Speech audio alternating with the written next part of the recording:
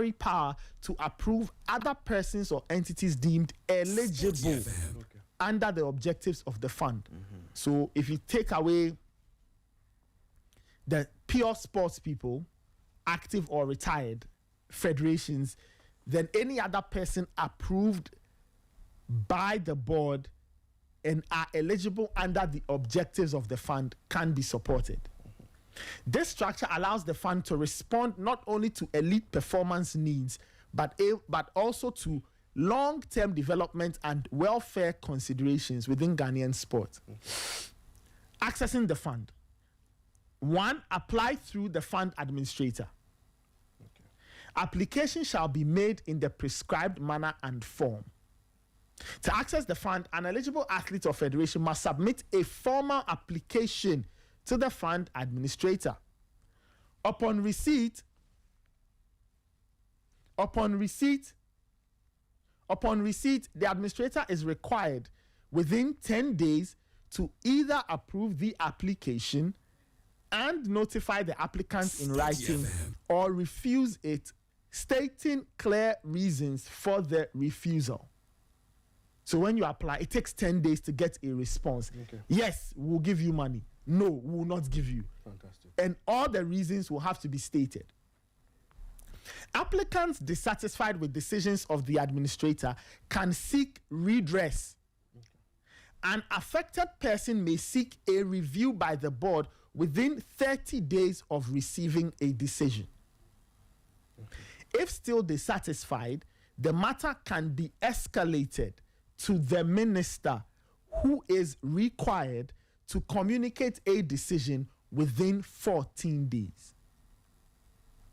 The fund, per the ministry, is to bridge the gap between the central budget allocation and its need for investment, and it relies on benevolent support from individuals and organizations in the public and private sectors.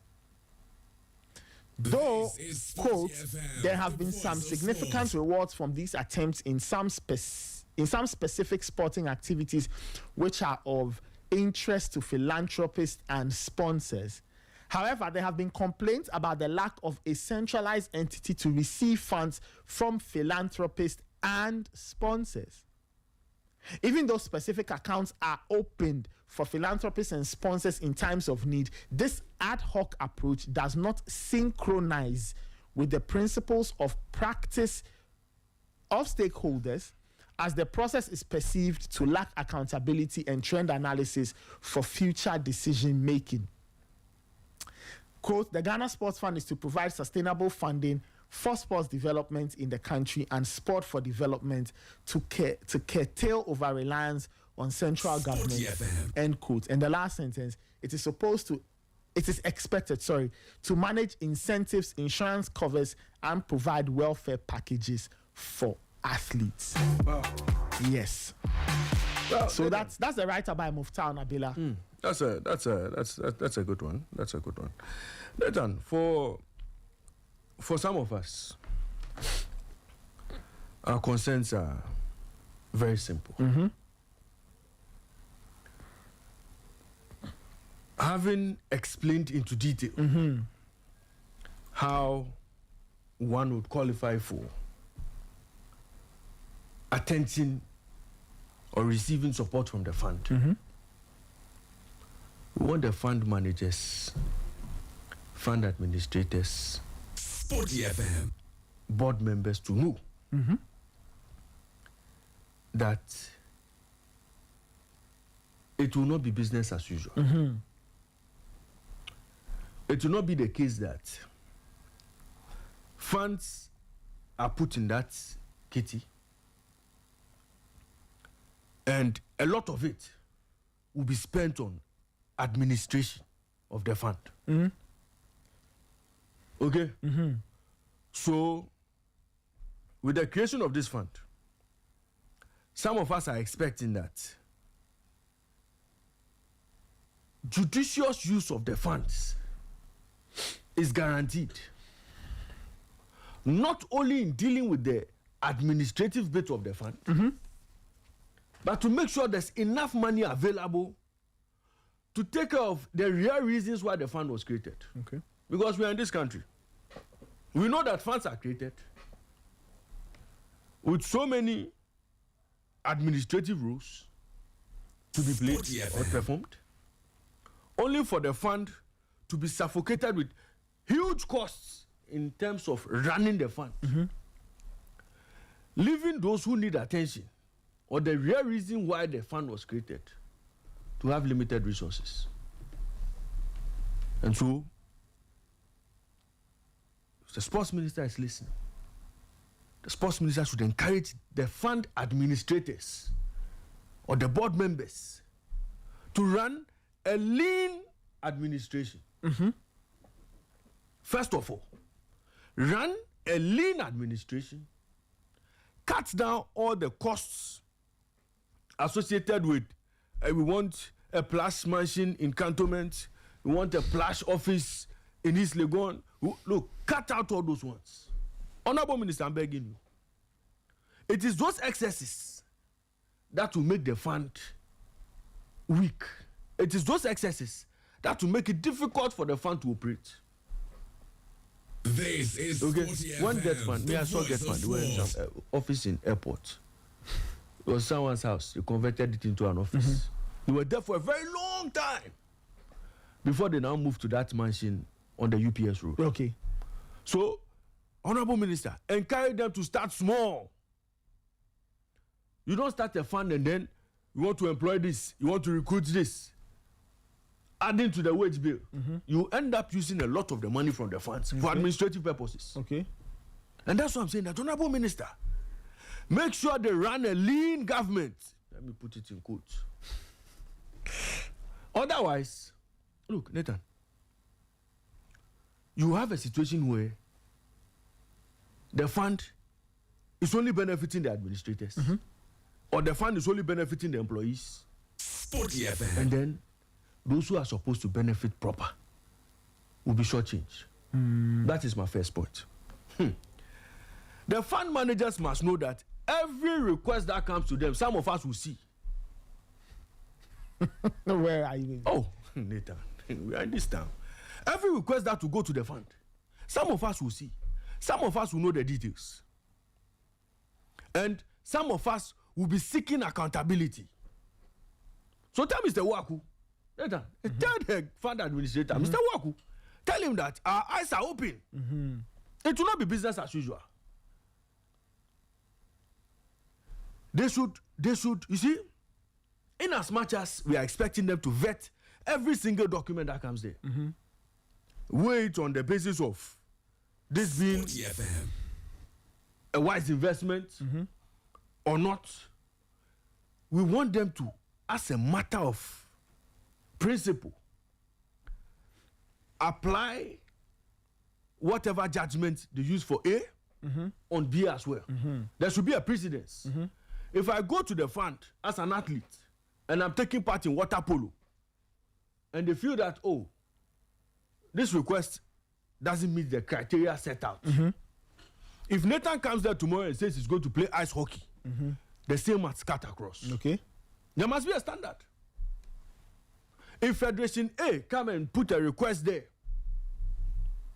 and the travel is by plane, if the para-athletes come and their request is also to travel by plane, you do not reduce it and tell them they should travel by road. You see, the standard must be there. Okay, Nathan? And that's why I'm saying that. You see, the fund managers must know that we will be watching. It will not be a fund that is created that will be, the activities will be shrouded in secrecy, or when people send requests, nobody will hear of the request. When people present budgets, nobody will know. No. So they must be spot on with their judgment and their decision making, because we will be here. Should distribution be based on who contributes more? Oh no. You see, I'm sure there will be a formula. I'm sure they themselves will come up with a formula for distribution based on what you are going to do, what the benefits are, what the rewards will be, what the returns. I'm sure there will be a formula. But the distribution is not automatic. No, it's not automatic. So the fund is there. If you want money, you access. You ask. Yes, you ask. You make a justified argument. Justified argument. Okay. The argument must make sense. Absolute sense. before the fund is released. So it's not that you go and sit on the internet as a federation and say, oh, there's a competition going on in Curaçao. So let me quickly put something together and go to the fund. No way. So as for the fund, we are expecting them to discharge their duty without any issue, without blemish. This is Sporty FM, the voice of sport. Then to the to the federations, what would make the work of the fund easy is if the federations in this country are categorized in order of, I won't say importance, but in a certain order based on the popularity of the sport, the talent pool. You see, you know, some sports federations have a wider talent pool based on competitions that they possibly take part in or they take part in. Yeah. Monetary value of those competitions, what will come in as opposed to what will go out. You see, reclassification of the federations will be very important. So that we know that, okay, Sporty FM. arm wrestling is here. And this is where athletics is. We know that this is where arm wrestling will be. And this is where hockey will be. This is where tennis is going to be. This is where table tennis is going to be. So we have to understand all of that. And the formula would cut across the reclassification. If that is done, they don't have a problem. Now, those federations who get up and then, because of their visa deals, they see a competition somewhere, they put it on their letterhead, they quickly run to fund that, oh, we have athletes going to take part in a competition in Antigua. Right? And then they quickly rush to the fund and say, oh, we have 52 athletes, we are sending all of them. When you go and check those lists, you'll find only 7 athletes. The rest of the 45 passengers. The fund must make sure they wipe out all of these things. Okay, unless they don't go to the fund for sponsorship. But the fund must make sure that all of these federations who come with these Mickey Mouse competitions, because they just want to travel and carry passengers, they deal with them. So again, this fund is going to weed out the travel and tour some of the federations are operating. Travel and tour. You are saying that some of the associations, Oh yes. they've been taking part in travel and tour. Oh, Nathan. So even the letter that the NSA will give them to support their visa applications, the NSA should vet it thoroughly. Nathan, we've been in this country. That's what that when it happens. I have a mate of mine Yes. from grad school. Every now and again, she'll send me a message. She works in one of the diplomatic missions. Yes. I won't mention where. And then she'll send me a message and say that I have some people here. Yeah. Then she first said, okay, she wants to understand something. The general secretaries of federations, like, are they full-time workers with the sport federation? How does it work? And I explained to her the dynamic that most general secretaries are actually seconded from the NSA. So they are NSA workers who get seconded. That okay, you are seconded to these people, that group, this and that. The only exception is the GFA that kind of chose its own general secretary. But previously it was like that, and I think over time, I think that they'll try and regularize whatever. Yeah. The answer that, but why are you asking me the question? She said, well, some people are here claiming that they are from Association X or Association Y, and they are going here. You know, and the other day she sent me a message to ask, is it true that there's some competition happening somewhere? Yeah. No. Yes. All of those things. So, yeah. You see, the sports fund must open their eyes well, because when we present the list, Sporty FM, the that voice of these are sport. athletes we are taking to go and participate in competition A, B, C, D. Yeah.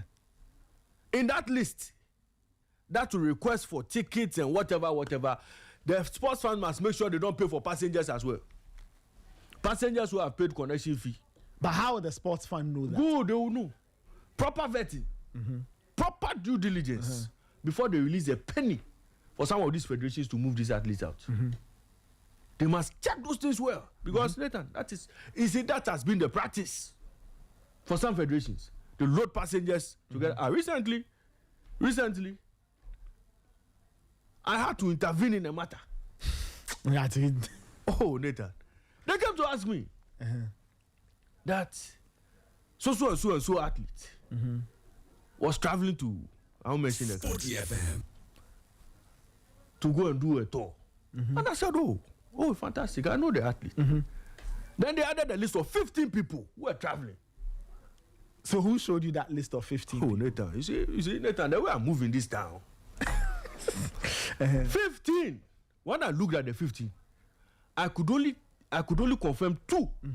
But you knew that Only the athlete, 2. so this said athlete. You knew the athlete. I knew the athlete. You knew they were going on tour. That Yeah. was not in that. No, It was public no, information. It was not public information. Okay. But the athlete was going on tour. The athlete claimed. He claimed he was going He on or tour. she claimed. Ah. You see, Nathan, you have to use all the claim that. He So or this she said was going athletes on tour. claimed they were going on tour. When I checked the list, only 2 had something to do with the sport. Only 2 had something to do with the sport. Sporty FM. The other 12 were passengers in quotes. What happened was that they refused all of them visas. So assuming this athlete applies to the sports fund, telling the sports fund, I'm going to participate in this to make sure I bring medals for Ghana or I bring a trophy for Ghana. And the sports fund deem it fit that, this athlete and his or her entourage of 15 are going to do something that will promote the sport. Yeah. And they disperse funds. The fund will be paying for passengers as well as the real athletes. That is what the fund must guard against. So we wish them well. You see, the job is hard. We wish them well. But we are hoping that they open their eyes. And we are hoping that when we bring the Black Stars 10 million, because no, that will be the fund's big seed money. Sporty FM. The biggest seed money they'll be receiving.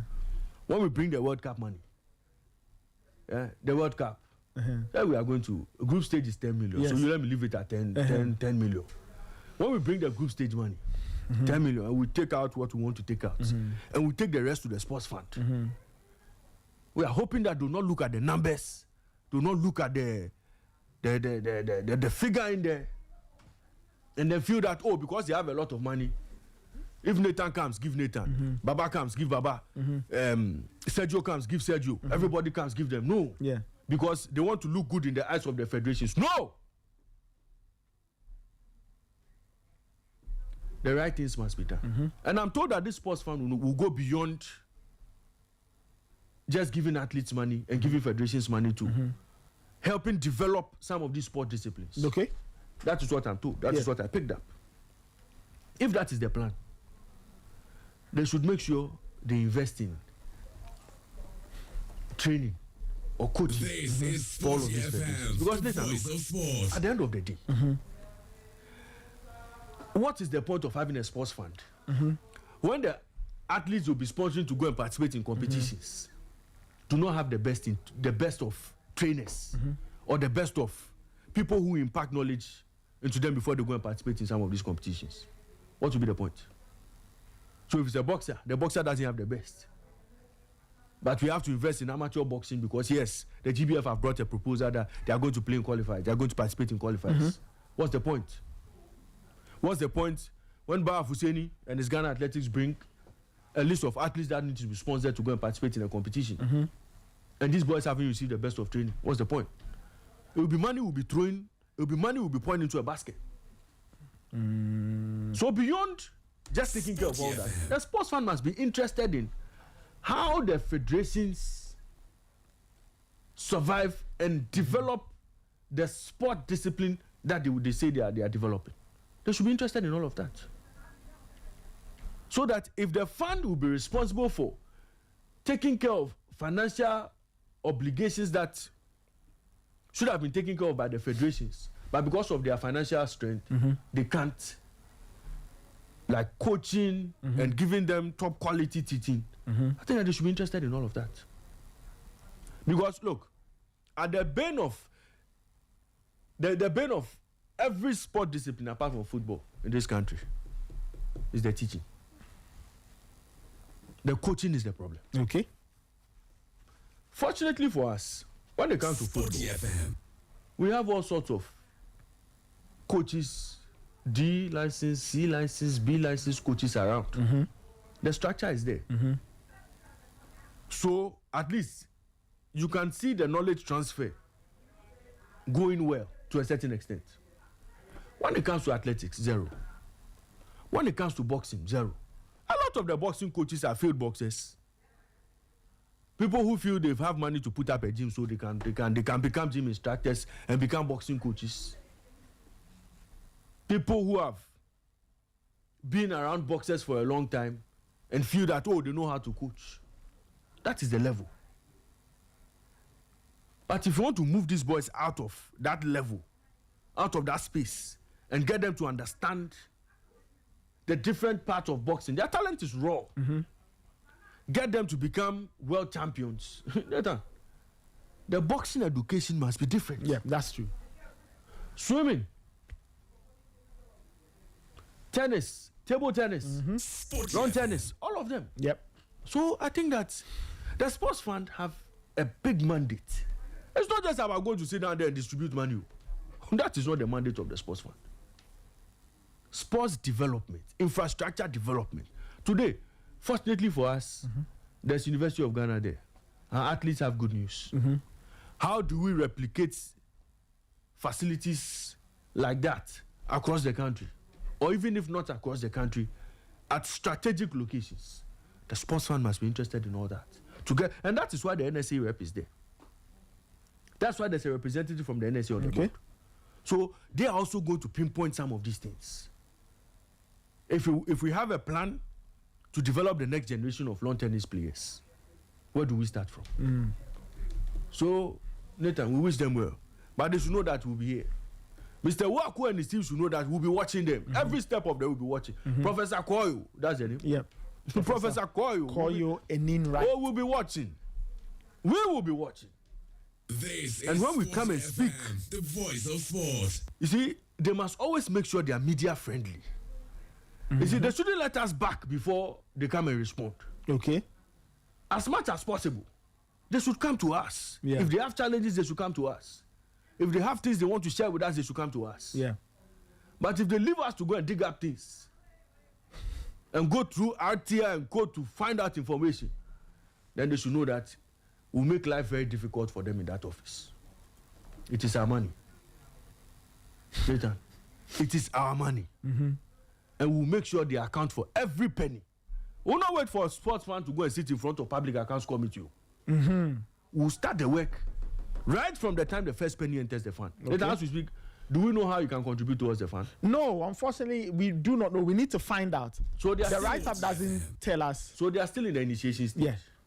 So hopefully, when they come up with how we can contribute to the fund. And that means that you and I can contribute. Oh, of course. And when we contribute, we would ask them to account for every penny. I contributed 1,000 Ghana to the fund. Yes. What did you do with it? Thank you very much. And you see, it is the accountability that will encourage more to contribute. Yes, that's true. That is very, very, very true. They must know all this. We talk about corporate Ghana. If there's a proper fund, corporate Ghana knows that we are giving to this fund, the money will be accounted for. Yeah. I think that the establishment of the fund is so important because, as the write-up says, lots of some of these things that we want to do, they are very ad hoc, right? Everybody wants corporate Ghana to support. Meanwhile, these corporate bodies, they also have reporting Sporty structures. FM. They also have bosses who want to know what it is that the company's money is being used for, even if it has been earmarked for CSR or that kind of thing. So it's important that the fund exists, and it's important that the fund will be able to, or should be able to, report properly to all of us, give us periodic updates so we know what is happening. So I support your call, Yeah. 100% and even more. Yeah, so Nathan, as we speak, my boss has sent me a message. My boss says that, look, so he's taking me through the coaching structure in terms of athletics. So there's level 1, which is general knowledge. There's level 2, which is specialist, and there's level 3, which is elite standard. Okay. And Ghana has the first 2, general knowledge and specialist. Level 3, which is elite standard, we don't have. Elite standard. Yes, elite. For so we don't have tennis. Athletics. Yeah, I think Bar Husseini did mention We have spoken about that a couple of times. Yes. So Nathan, Sporty FM. we have infrastructure. The boys will get the general knowledge. The boys will get a specialist to show them, keep your head up when you're running, keep your head down, first 20 meters, first 40 meters, all of those ones.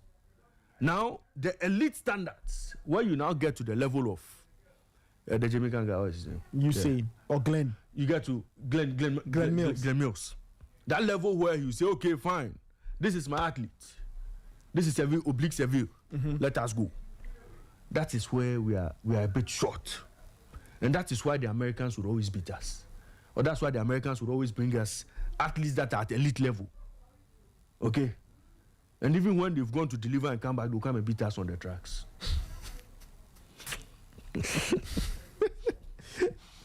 So Nathan, their work is well cut out for them.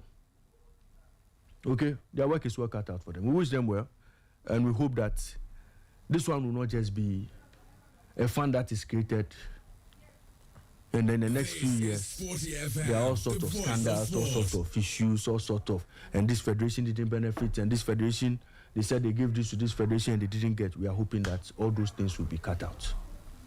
So we wish them well, but we'll be watching. Well, so that dear, we will be watching. Yes. We'll be watching. Let me greetings to Barack for president. Barack is doing the listening this morning. Our boss himself. Boss, you see, I like the time you said hello to me. I like the time. So Barack for president. We greet you. Super Barack, champion Barack. Yesterday Barack was around. Oh, okay. He came in the afternoon. I missed that. I missed him. Yeah, then I missed him that time. But Nathan, I mean, it's a step in the right direction. Let me commend the sports minister for making sure that this sports fund has finally taken off. I think that when he came into office, I'm sure he himself saw the debt the sports ministry was carrying on his head. Yeah. And with player bonuses outstanding, with coaches' salaries outstanding, I'm sure he himself realized that, look, if we don't take steps to find a more sustainable way of dealing with some of these costs, Ray, it will become a burden. Very, very important. Yeah. I think a few days ago I saw a video on social media. 2025 female team, I think one of the female teams, she's asking for bonuses that are owed them as far back as 2015. I mean, I saw the video, I'm like, what? And she was calling on the Ghana Football Association to make fans of it. I'm like, you see? 2015. 10 plus years. Yes. I saw that video on social media. I just didn't pay attention. But you see, Nathan, there are issues. And all of these. 10 plus years. Yeah. And all of these, once there's a proper structure. Yeah. All of these things can be taken care of. So Nathan, as for sports fund, it has come well.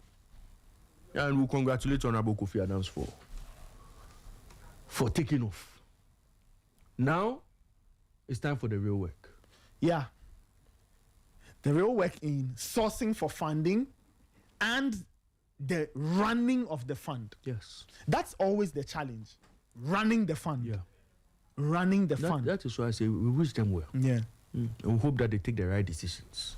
Thank you very much. What the last thing I will say before we close this, when funding or when people bring funding requests and they are rejected, I think that somehow so there's a procedure for an appeal. Yes, I know. Yeah. The write-up read all of that. Yeah. I would like to know, for example, the basis for which some people will be rejected. And sometimes not to slight anybody. I think that when the rejections happen, I think the fund should also let the general public know why one entity was refused. You see, it will always be in the best interest of the fund to make that public. Yes, why? Because if you don't, that entity will quickly run to the media and come and create a certain create a certain narrative. Absolutely. Meanwhile, they probably knew that their paperwork was faulty. There was a challenge somewhere. So so that's what I'm saying. That the fund must always be one step ahead. That's true. They have to engage. Yes, they must engage. If it is monthly, they should do it. Yeah. Right? And they should give them, you see, when they are giving the reasons for the rejection, must be clear. Yeah. So that nobody will come and accuse a member of the fund as saying, oh, this one has an issue with this federation, and so, Nathan.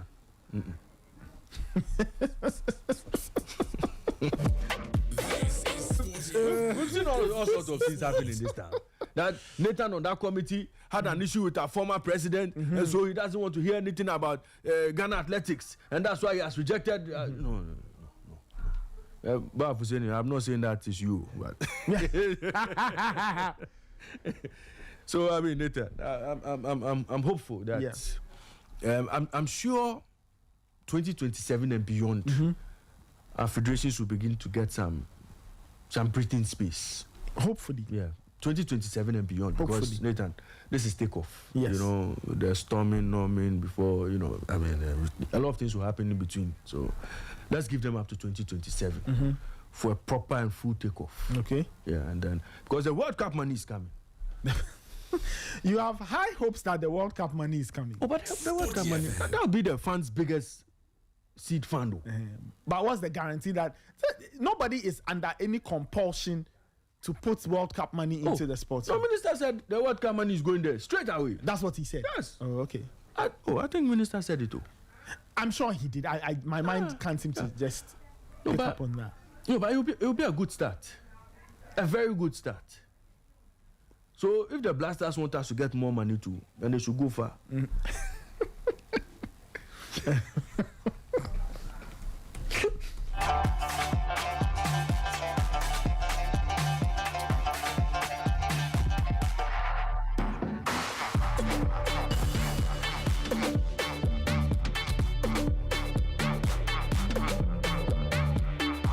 $828.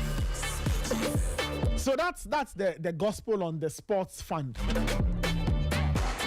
For now, at least we have a fair idea of how the mechanics, right, and all of those things. We'll wait to see the execution. And of course, there will be hiccups, challenges here and there. We'll wait to see how the sports ministry will handle that, how the fund will handle some of these challenges. But it's a very important good step. It's a very, very important good step.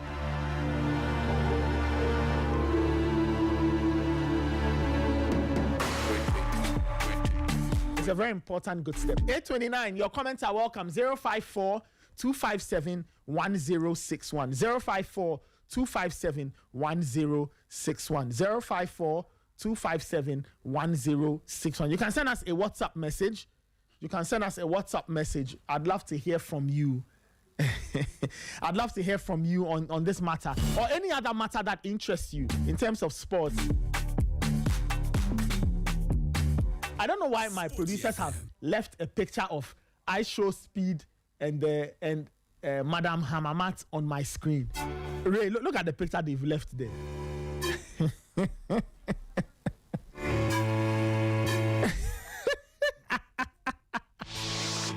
But yesterday, I Show Speed was around. Come and sit down. Where are you going? For those who must have followed the streams and all of that, I Show Speed, American YouTube streamer, was in town yesterday. He was in town yesterday to complete the Ghana leg of his tour. Wait, the first part of the stream was where the massage part. The massage was the first part. So it started with massage and ended up with shea butter. Hey! Like this massage, we will go collect some. Which one? Would it be done the same way they did this one? Which one? The shea butter one. But everybody, they are at the back here now, so we can go there. The back way. Oh, they did the back here. If you go there, Yahoo side. Glorious place. Ask her out. No, but Nathan, wait. When you go to the place, would they do share butter? No, the people they take do your share time, butter. Nathan. You see me, I don't know, so I'm asking. Since you have decided to become the PR of the share butter people. No, I'm not PR. But you are showing us where the place is. But it's just it's a public place. You no problem. When we go there, the way they did the thing for Speed, will you get the same thing? Because me, I saw 1, 2, 3, 4, 5, 6, 7, about 18 girls. all of them. Yeah. So they'll take turns. Everybody will come and do something small and go. Somebody will come and do. When we get there, we'll find out. No, me if it's not like that, me I won't go because me what I've seen is what I want to go and buy. No problem. So when we go there, we'll find out. Because all of them will play with my hair. You that you have Sakura, I don't know which hair they'll play with. It doesn't matter. When they were playing high speed, I show speed here. You was misbehaving over there. But yeah, I mean, it was a very interesting leg of the tour. This word there. I don't know why God created us like that. Oh. Why? What has God done? No, because you see, speed was all hyper the whole time he came to Ghana. When he got there, he suddenly mellowed. When he got where? The massage place. But that place, how are you going to jump about? No, you see, the way they dropped him. They dropped. Gabo, you see, they humbled him. You understand? They humbled the man. Oh, but you need to relax your body to. You have to relax. Why haven't you gone for massage before? Have you gone for massage? Okay. Yeah. So they had put 18 men there.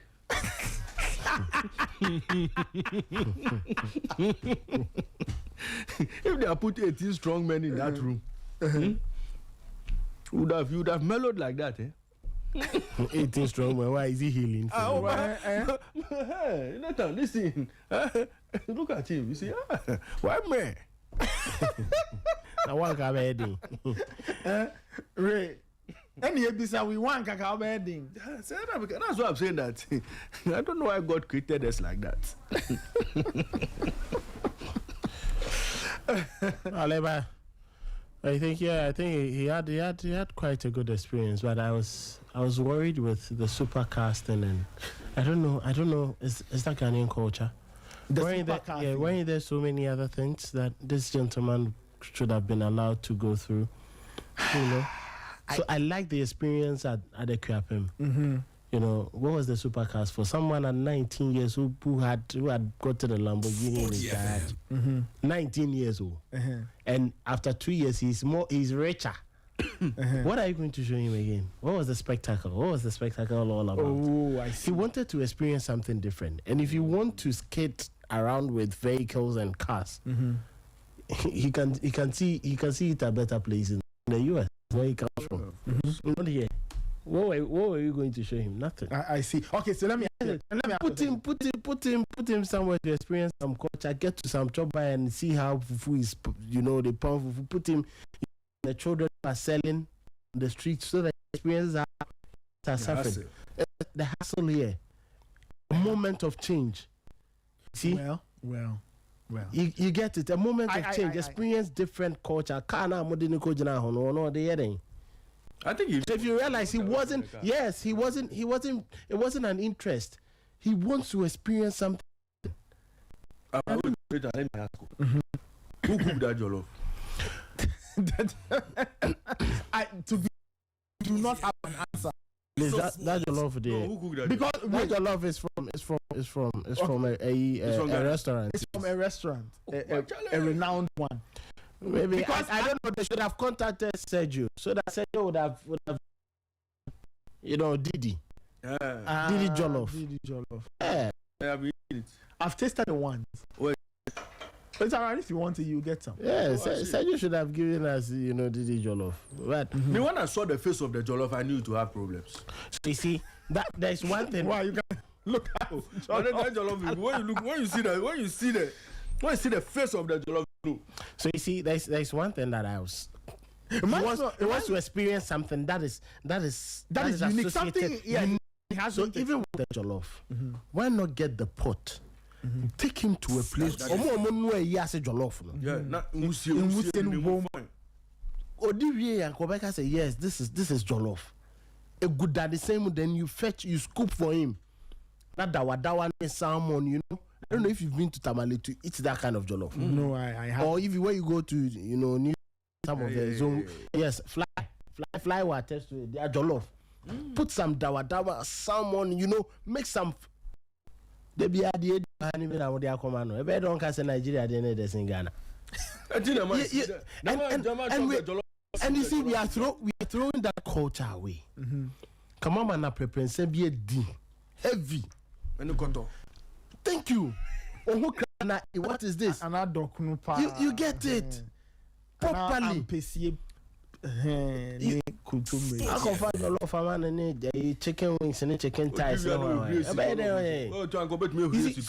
there were a number of things, and we had a whole month to plan this because we knew Speed was going to come here a month ago before we started the African Nations Cup. He announced it. So who were those who planned it? I've done the what was it? The backflip.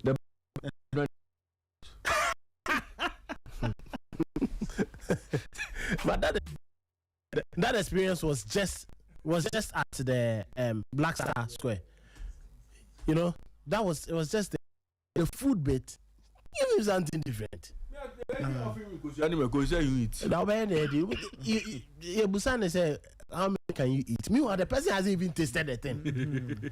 You get it? Yeah. So the person should taste it, enjoy it, and then before he asks for more, or you ask him whether he would take more of that. Maybe he was hungry. Maybe he was hungry. Did you go to the gold board? I don't know if he did. He didn't go. Sporty FM. So that's not happening. It's not happening at all. But has he left? He's going to Namibia from Ghana. Okay, I think Namibia is the final part of the tour. I hope they don't take him to Jubilee House. I don't know about that. I hope it's not part of their plan. I don't know about that. I don't know about that. We have to be serious. So Charlie, the 0 pointers, we've pointed them out, but thanks to Immortal and his people. Yeah, they gave And us. I hope Minister is not planning to go and give him passport. No, I don't think so. They are not. Charlie Maba. I'm just saying. I hope they are not going to add all those things. No, I don't think so. Hey, Raymond Yamado. It was quite a good experience, and they should tell whoever is involved that pre-planning, proper planning, saves us from shame.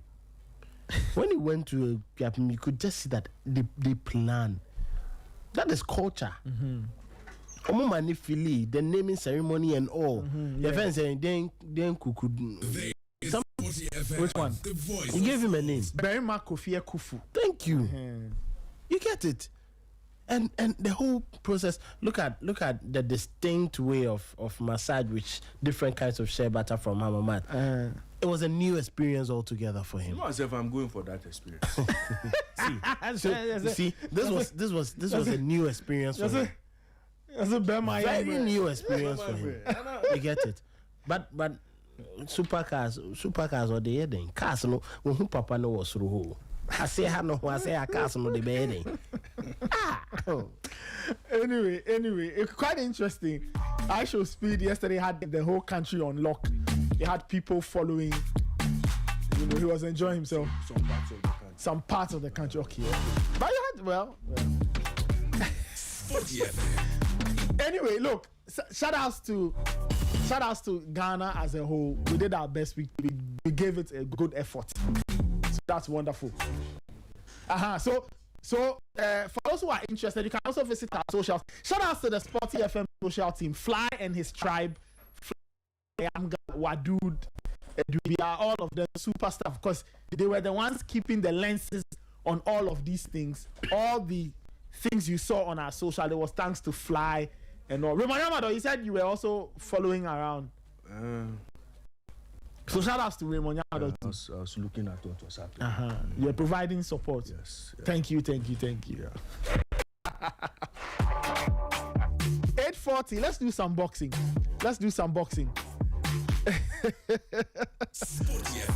Alex Ntiama has joined us in studio. Alex Ntiama is CEO of Box Office Promotions, and he's one of the most popular probably the most popular boxing promoter in the country at the moment. Yeah. And he's part of the boxing stakeholders. Last week we spoke to Alex via the phone.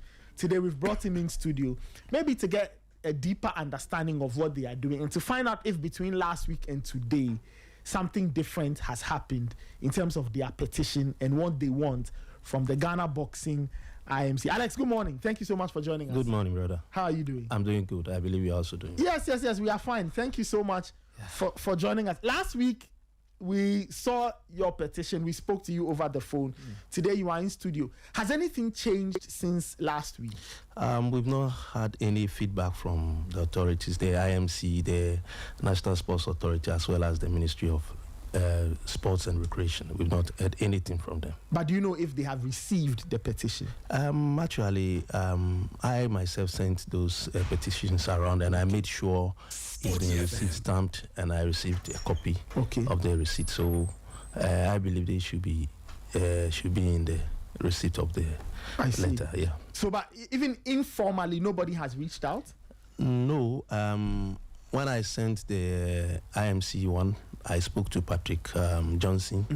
He is the secretary for Ghana Boxing Authority, and then the IMC still is the secretary for the IMC. So I spoke to him. He said he has delivered. They have a WhatsApp group that he has put it over there. So that's what he told me. He didn't give me any details. I see. So for those who may have missed our interview last week, or somebody who's tuning in and hasn't tuned in since last week till now, can you just tell us what it is that your group, which is the professional boxing stakeholders, I think I got the name right. The name is Committee for Professional Boxing Stakeholders. Yeah. Wonderful. Committee for Professional Boxing Stakeholders. Can you just tell us what it is that you want? What is captured in that petition? What do you want from the Ghana Boxing Authority IMC? Okay, actually, we all know there was some tragic happenings last year with regards to a Nigerian boxer who came to fight here in Ghana, and he passed on few minutes from the ring to the hospital. Also, there was a time that Baobali also passed, and you know, based on some panic, I would say panic button pressed by the NSC and the Ministry of Sports and Recreation, boxing was suspended. Before then, there was a 7-member committee that the ministry tasked for them to go into the to investigate what happened for the passing on of the Nigerian boxer who fought here in Ghana. And as part of recommendations, there was a recommendation that there should be an IMC to see to it and get things into proper way so that the Ghana boxing can move forward. And you know, everything that has to be done with regards to anything being sports or anything within this country, because we are a country that goes with rule of law, it must be in between. It must be within the law, you know. So when the IMC was to be established, we petitioned the we petitioned. We have had some meetings with the NSC, and we explained to them that the GBA is a private sports association, and by the virtue of the LI 2477, which is the regulations of sports in Ghana, as well as the Act 934, which is the Sports Act 2016 in Ghana, it doesn't give the sports minister powers to take away either the sports minister or the Director General of the National Sports Authority to take away constitutionally mandated boards of any sport association to replace it with new one. And that's what intended to be done by the IMC. So what we said was that yes, Kotenigwe was the person who was there, and the issue around all these things is not about we don't have proper laws or proper rules and regulations, but it's about compliance and enforcement of the rules and regulations. So Kotenigwe chose to ignore a lot of things that it didn't work. And based on that, I even took him to court to make sure certain things must be spelled out to him to understand. Because at a point in time, you say GB has no constitution, of which the court established that GB has a constitution, working constitution. There are rules and regulations that he also needed to adhere to, but he didn't. Because if he had listened to some of us, what happened wouldn't have happened. You know, human life, you cannot say you can protect it 100%. It's there are a lot of things that can happen. Even in a surgical operation room, even a doctor can fall and die, and so it's something that can happen. But when you do everything in accordance with the regulations and something of that sort happens, you clear yourself. You don't have any problem, because even Japan having the strictest rules and regulations and medical protocols and safety protocols. There was a fight that after the fight last year, after the fight, 2 boxers died. One died just a day after the fight, and in a week time another person died. So the sport of boxing, the framers of the rules and regulations believe there can be a fatal accident. So that was what happened. So we petitioned them. We had an an encounter with the minister, and we explained to him that per the rules, we don't see how they have to replace the constitutionally mandated board with an IMC. If they want to do something, they can form the committee to work hand in hand with the board in place, so that the implementations of things that needed to be done can be done. But he also explained to us that, okay, things has happened. It's just a short term exercise that we need to do. 3 months, and maximum will be just 1 month. So the give or take 4 months, the people should be done with the work that they're supposed to do, and then they can go ahead. We are the stakeholders, and we believe if there is an interim board, they are there to serve us. They are there to work with us. So each and every time when there is a new development or whatever they have worked on, they're supposed to engage us so that we know. And one of the mandate that they were given, that they should prepare the grounds for elections. So within the 2 months, we wrote to the NSC that, okay, they are there if they were to be given 3 months without the extension. By the time that we wrote the letter, they have stayed more than half of their term, and they have never prompted us of any roadmap to elections and all that stuff. So we are asking the NSC to compel them to come out with the elections roadmap so that we can prepare ourselves for it. Okay. There was no response from the NSC. Even we copied the ministry on that. There was no response. I met the DG of the NSC, and I spoke to him. I said, oh yeah, he has seen the letter. He has referred to his technical people. But till today, we have not heard anything about it. And then again, we say, okay, these people are the IMC, they are there. We need to write to them this time so that we copy the NSC, and then if they have anything for us, they have to come out to tell us. Until today, that was the last letter we sent to them. Okay. That their mandate was supposed to elapse on 29th of December.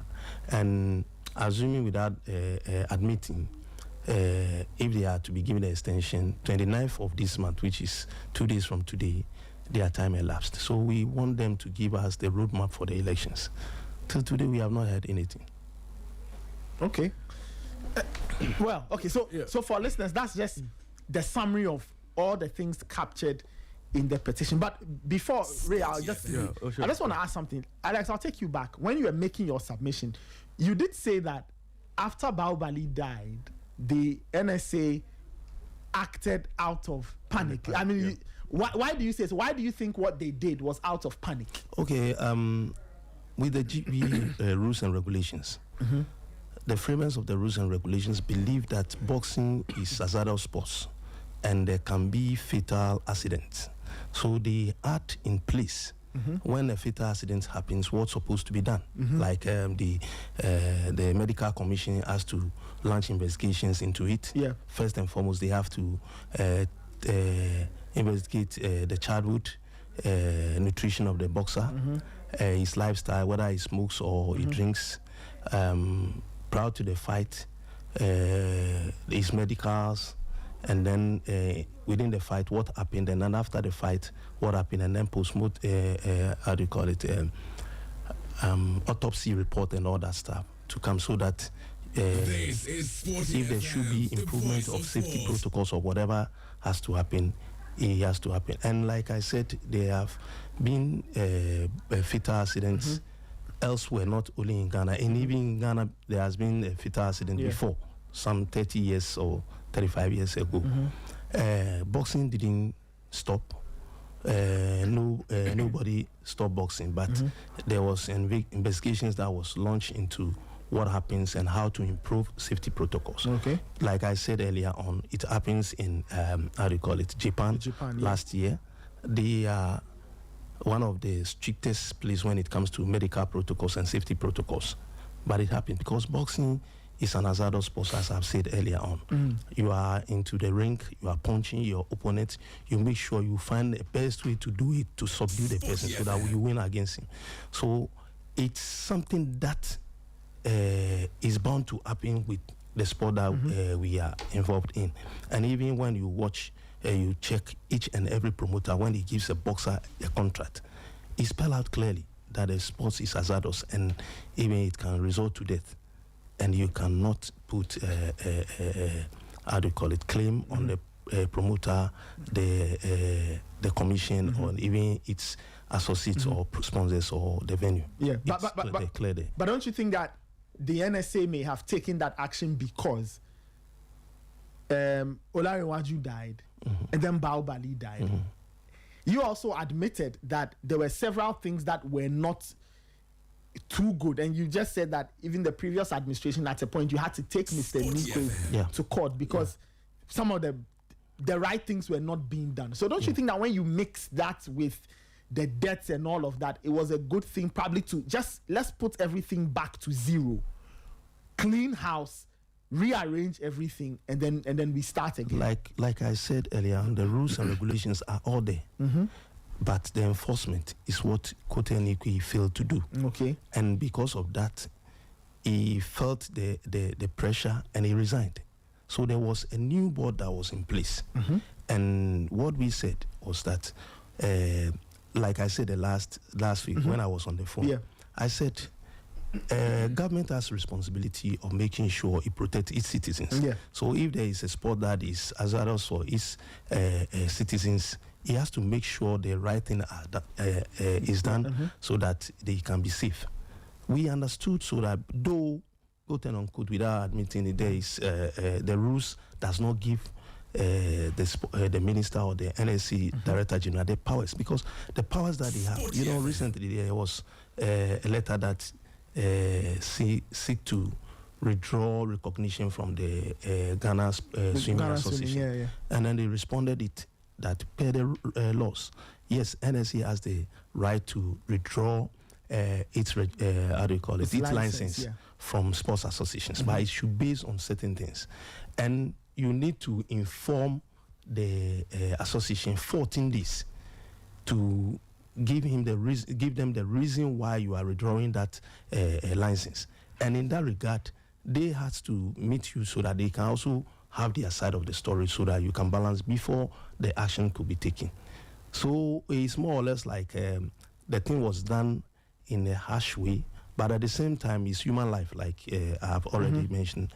We met with the minister. We understood it. Like, okay, we are giving you we are giving these people 3 months so that they can see what to do so that we can. Once the suspension has been lifted, because they have put in place strict medical ways in terms of having your medicals, and it's all the medicals that they have they are pushing now for it to be done in the strict way. It's already there, sitting in the books, the rules and regulations. So it's not on anything new that has been done there. So if the 3 months has elapsed without telling the stakeholders what next, the route to election map has not been given out, I don't see what is going on. Okay. Yeah, Mr. Njiama, have you seen the Amalgamated Committee report? Yes. You've seen it? Yes. Now, the findings in that report. Yes. And you yourself, you were before that committee. Yeah. The findings in that report and all what they proposed to be done. Yeah. And all the things that should have been done that were not done. Yeah. That the committee highlighted. Yeah. Sorry. Per your own judgment, yeah, do you feel that Ghana boxing, under the tenure of the former Mr. Kote. Mr. Kote. And even after Mr. Kote, do you think that Ghana boxing was being run in the right direction? Like I've said earlier. No, I mean Mr. Kote, and after when Roger Bano took over, do you think Ghana boxing was running in the right direction? Yes. After reading the report? Yes. Did you have a medical commission? The medical commission, yes. Did you have a ringside physician? Yes. Who was the ringside physician? Dr. Tetaite was the ringside physician. During the Kote Nikwe's era, Sharaf had promotions. The minister was there, the director general was there, and everything was done in the strictest way it's supposed to be done before the IMC took over. And even when Baobali died, they before they took the action, there has never been any medical report or any autopsy report to have said that it was from boxing. Till today, nobody have said anything about it. Post the Baobali fight, was there any medical protocol for any of the boxers that took part in that promotion? Yes. Post bout? Yes. And so how come Baobali... Nathan. Sorry. 8:57. This is still the Sporty breakfast. Apologies, Raymond has a few. Sorry about that. So how come Baobali never got the attention he needed post bout to actually get into the right frame of mind? Let me explain. Boxing rules and regulations and how it's run worldwide. When a boxer fights, he has to go through before he fights. He has to go through certain medical protocols. After then, they have 24 hours mandatory checkup. Before on the way in, they have to check his vitals, the physical checkup and everything. After it's done and the weighing is done, on the fight night when the boxer fights finished, he has to go to see the medical doctor to examine him with the degree of injury that he has had and all that, and then he can be advised upon. After he goes, is for the management and the boxer to take care of themselves. That is what is being done anywhere in the world. That is the standard anywhere in the world. So after the fight, Baobali, I learned there was an issue. The manager took him to, to hospital. He was diagnosed that he has some malaria plus and all that stuff. And it's about more than a week, almost 2 weeks before the incident happened. I will not write it off that it might not come from boxing-related activities. But boxing-related activities is not just one day thing. A boxer has, especially sometimes in the gym, the kind of sparring that they have there is more or less like a fight. And these are some of the things that maybe might culminate into a lot of things that may happen. So after Kote Nikwe, there was Dr. Tete who was put in charge, because before Kote Nikwe, there was Dr. Kwe, Dr. Aiti. They were the people that constituted the medical commission on the GBA board. But Kote Nikwe, there was a lot of issues that he had with the board members and all that stuff. And that was the reason why I took him to court, because he has to do things in accordance with our rules and regulations and then the GBA constitution. But he didn't do that. All we are saying is we are not against anything that will make the boxers fit and boxers to stay safe, because boxing is my business. If I organize fight and a boxer died, it will even affect my promotional outfit. So we are all in for that. So once they have come out with all the strict protocols and they have established the medical commission and the boxing is working, they cannot, the IMC cannot do everything about boxing to make it the best, the safe and all that stuff. It's a continuous process. So you had your mandate for the 3 months that was given to you, because it was a mandate that was given to them by the minister through the powers of the National Sports Authority. So if you have elapsed your mandate and you're supposed to prepare the grounds for an elections, what we believe as stakeholders is that after the elections, you are not just going to leave everything. You sit with them and then you have some form of transitional meetings to let the people know that we started from here, this is where we have reached, and we want to improve it, this and that, and then the person take it from there. So that is how we believe it's supposed to do. If you see the boxing fraternity or the stakeholders having issues about all these things, there are a lot of things that we are hearing, of which we also have our ears on the ground, because some people think there should be some people who are supposed to be in position to govern boxing in Ghana. If these people are there, we have our constitution. They can contest so that they can have their they can get the position to run. If the laws are there and people come to take over, that's the reason why some of us, we don't relent, like we are sitting there aloof to see people to run the day-to-day or the management of boxing as they want to do. And that was the reason why I even had issues with Kotenikwe. He banned me for 2 years without any reason. I have to go to court to make sure I put all the facts out there for the court to give me a judgment against him. Yeah, so Nathan, so I'm just coming back to a bit of what should happen post-bout. Yes. Okay. Yes. So the standard practice, the ringside physician checks the boxer, checks the extent of damage and all. But because with boxing, the real effects of whatever punishment you took in the ring, you may not see immediately. Yeah. It happens after a certain number of days. There's always a 30-day window that is opened for the boxer to be checked consistently. Yes. From who?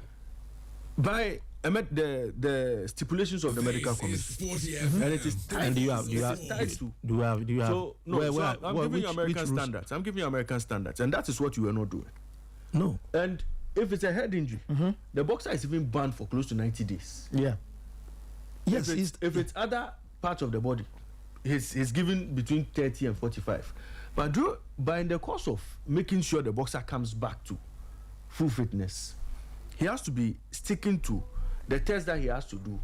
All of those things. Why your boxer fought Freezy McBones? Yeah. He was made to go through all that. True or false? When he fought, after the finish of the bout, Yes. the doctor told me he has to get CT scan. Yes. And I did it. Yes. So And what do you have? he had to keep going back and forth No. until he was cleared. No. That didn't happen. No. Because I am privy to No. the protocol post-bout. No. So there's You a know- 30-day window. He has to be consistently checked until he's finally cleared. That, okay, the boxer has recovered from whatever punishment he took from them. No. It's never the practice anywhere. That is You the can practice. check. You, No, that- and that's you what- said that's now what I'm saying. if Me, there's I have something seen- you I say have is seen- a standard in America. I have seen the Can you Americans show? do No. Can you show us? But reference these are from- very no. verifiable Let me matters. explain. Let me These explain are to you. verifiable matters. When a boxer fights and he loses by maybe a technical knockout, he's given like 30 to 45 days rest period for him not to. So he's suspended for 30 or 45 days. If he has another fight and he's knocked out, then it will be maybe 90 or 120 days. Yeah. And if he has to come back for the third, he has to go through MRI, CT scan, and all that stuff to clear him before he can fight. And it's been done. You know, we have a boxing record website, BoxRec, where these boxers' records are recorded. When a boxer fights, you can check. I have some of the records here. You can check. When a boxer fights and he loses a fight. If by a knockout, he's been given 45 days suspension, so he cannot fight again. People suggested like Babali when he died, like he was fighting frequently all the time and those kind of things. But that didn't happen. Babali first lost a fight. It was against Worldwide, Jonathan Tete. Yeah. And when he lost that fight, it was the time frame before he fought his second fight. It was about 120 days. Okay. So he elapsed the time that he's supposed to rest.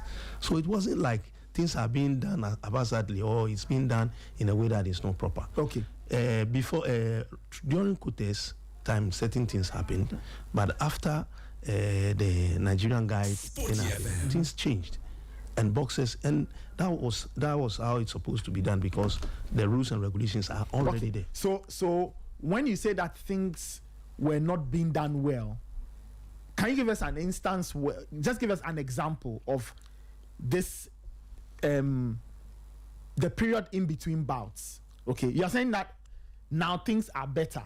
Not to What I'm saying is now things are being enforced. Things are being enforced. So which means that the rules were there, but we're just not enforcing them. Yes. So for example, previously what was happening? What was the duration between one bout and the next on the average? And it's based on what you saw. Let me explain. You know, because of this boxing league that was happening every 2 weeks, the president of the Ghana Boxing Authority by then, Kuteni, wanted the thing to run. So there were certain things that were not adhered to, like the medical protocols. Some of them were not adhered to because it's a league. You have today, next 2 weeks, you have to do it. And sometimes they don't have even boxers to participate. So they have to find a way to get boxers to be able to participate, even when they were to start. Because they have done multi boxing league during Moses Swam's time. And we saw what happened, that yes, he built some boxes. But after the time, because a license was given to Metro TV for them to run that league. Because it's a media outfit and they have the resources and all the how do you call it? I don't know how to explain. Because they have media platform, they can easily attract sponsorship. So the promoters, as at that time, were out of business. So after they finished that multi league and they didn't want to do it again, there were no promoters in the system to promote boxing. So boxing took a nose dive.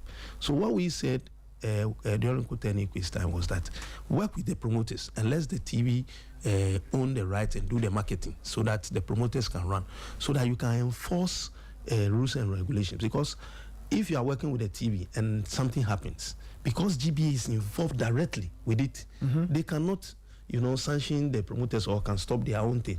But if you are working with the promoters, because there has been a time there was some hooliganism because there was no proper security around, you cannot, if it happens to be an individual promoter, you can sanction him that he didn't do his things well with regards to safety, security and safety and all that stuff. But because GBA is involved directly, working with the TV, if something happened, the GBA cannot sanction itself or cannot penalize itself to stop certain things. So these are some of the things we said. By then, Dr. Kwe, who was supposed to be on the board, there was some issues and he has resigned from the board. And we were enforcing that he should get the board into proper way, to constitute it in the proper way, that there should be a lawyer on the board, there should be a medical doctor on the board and all that stuff. He didn't do that because he has brought some people that he has co-opted more than what was required by the constitution, so that he can have his way all the time. When there is a board meeting, he can have his way. So these are some of the things. I went to him as a big brother. I spoke to him that, yes, I know you are the president, you need to find a way to manage the thing. But at the end of the day, do things in a way that is in accordance with the constitution. If you want to have decisions on certain things, you can lobby the people behind the scenes before you come and sit. But if you have brought more people on the board more than necessary and you have ignored the essential part, like a lawyer, like, if there is a lawyer on the board and there are certain things that is being done wrongly because of their licenses and all that stuff, they will never want to be part of it, and they will make sure things are done rightly. But I didn't want to do it because he wanted to do things in his own way. Okay. Let's put him aside. After he bowed graciously, like he resigned. And Rujabano, being a referee judge, he understands all the medical protocols and everything. And we have Dr. Aiti there, who was, working hand in hand with the board. So we say, okay, if there are certain things that have to be implemented, based on the laws that we have, you cannot take out the board there and bring in new people. Constitute that the committee that you want to constitute, and let them work hand in hand with the board, so that if there should be medical commission to work independently with the board, they can work with the board so that compliance or enforcement can be done in a proper way. That's what we said. But it seems like now the people who are there, they are not telling anybody about, and whatever they are doing, I think the time frame, because they meet 3 times in a week. Okay. They meet 3 times in a week, and they've been given like 90 days to work. They're supposed to give the running of the day-to-day affairs to the Secretary General to run it, because the running of the day-to-day affairs is like boxer is coming to go for medicals. He gives him the form to go to the medical. When he finish, he collect the medicals. He has to scan and send it to the Dr. Hadi. He's on the board as a neurosurgeon, and he's the one heading the medical commission. So that it goes through. If he goes through and everything is fine, the secretary passes him for the person to go and fight. But everything that has been to be done, boxers, promoters, everybody has to appear before the committee every time something is going to happen. And that is what was taking their time from doing the other essential things that they're supposed to do, like to prepare certain protocols, documents, and all that. Yeah, They were not doing it. Quick one. What would you tell people who say that? Look, we just want the committee to hand over to you so that you go back to your old ways of doing things. Why are you saying Because, yes, I like the reason why. I like the question. You were part of the people who organized the boxing bout at Aborigines in Keta, two of us. that? No. You had I a was promotion there. on the night. You were there. I didn't promote You didn't have a boxer Yes, that night? I have. No, wait. No. I can show you evidence. Okay. When you have a promotion, yeah. the fight is listed on BoxRec. Good. And the promoter who did it, his name is Okay, there. good. I can show you. But you were there. Yes, I was there. At that bout. You were there, somebody Maybe an to watch, observer. or maybe an interested party? Maybe an observer. You, these are so you were there. At that bout, did you see a ringside physician? Yes. Who were There was a Togolese rings. I don't know his name, but I saw the person there. was the nurse there? Yes, he was there. Yes. So Nathan, at that bout, per the records, it was the nurse who was masquerading as the ringside physician. No. And that's why he himself has also been mentioned. Okay, No. Alex. part of that Okay, You so know, I let me tell you. I think there was a statement. The last time, the Sharaf Mohammed. Yes. The nurse was there with some doctors. Yes. But Did there you were see- doctors. There were but ringside there were physicians. doctors. There were doctors. They had a fight. There was a doctor and And then the nurse there. Okay, so this one at Keta, who was the medical person? Which medical person was there? Like I said, I was not the promoter on that night. So I'm not privy to the It was names an of the people. illegal promotion. Let me explain this thing to you. You know, there was a suspension on boxing activities. Yes. And prior to that time, I have a promotion that I was supposed to do here in Ghana, of which I've scheduled the fight. Yes. I have some people from the UK who want to be part of the fight. And this is not the first time I have had promotions. This is not the first time that a promoter is bringing of course. international The boxers to box- come. it Yes, happens all the I've time. been doing it since. So when they saw it, they wanted to participate, and I told them, okay, no problem. And then they bought their tickets and all that stuff. You know, the cheapest ticket sometimes is not refundable. So after the suspension, I informed them that there has been suspension. So what they have to do, they say, okay, we bought our ticket, what we need to do, let's see the nearest country that has a promotion, like Togo. So they saw Sadiq Akaki, who is a promoter. He has been, though he's a Ghanaian, he's been promoting in Togo, Benin. And I have a record of it. A lot of boxers have been going there to fight. And even he has done, after the issues, he have done a lot of fights there. So I told them that they can contact him so that he can put them on. And I gave the numbers to them. And then they This contacted is him. They Sporty said, FM, the they are voice coming of to fight on the sports. bill. When they come, they are my friends. They've been on my shoes before. Yeah. So I accompanied them to the place, and we had our hotel at Kita Liberty Hotel to stay there. We have the weigh-in and everything. Then the next day we have to go to the place I have the fight. Yeah. When the promoter came to take us, he took us in a van. We passed some bush. For me, I've never. Oh, I'm telling you, I've never. Pass through some bush. Yes, I've never been to that part of the country for any promotion on it, apart from Accra and Eastern region. That is Kwao and this Akropong. Yeah. That's the only place that I've promoted at. Yeah. And so I went to the place. The promotion went on, but the guy told the guys over there that they shouldn't tell Sporty FM. the white guys, because if they hear, they will not accept the thing. I don't know the reason why he did that. So when we came to the committee, when they invited us, it was the committee that invited us.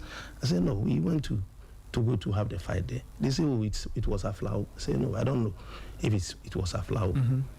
Then we went to the second time, the same thing that I said. But it was the third time that Roger Bano, who told me that it was in Keta. It was in Keta. But because of there was an issue, so we were not informed. And so when I went to the committee, I told them that prior to the time that I came, I didn't know. But Roger has informed me on that. And on that night, this boy, Michael Aban, fought for Commonwealth Championship and he won that title on that night. Okay. So for me, I don't say at that event where or that has been classified as illegal. Yes, and the fight was sanctioned by the Togolese boxing. So have taken place in Togo. Yes. So I don't know why the guy did that. And even after that, so I just want to understand. So the Togolese Boxing Federation sanctioned the bout. Yeah.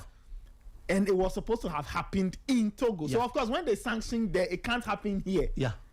But it happened here. And Keta is Ghana jurisdiction. Ghana jurisdiction. Yes.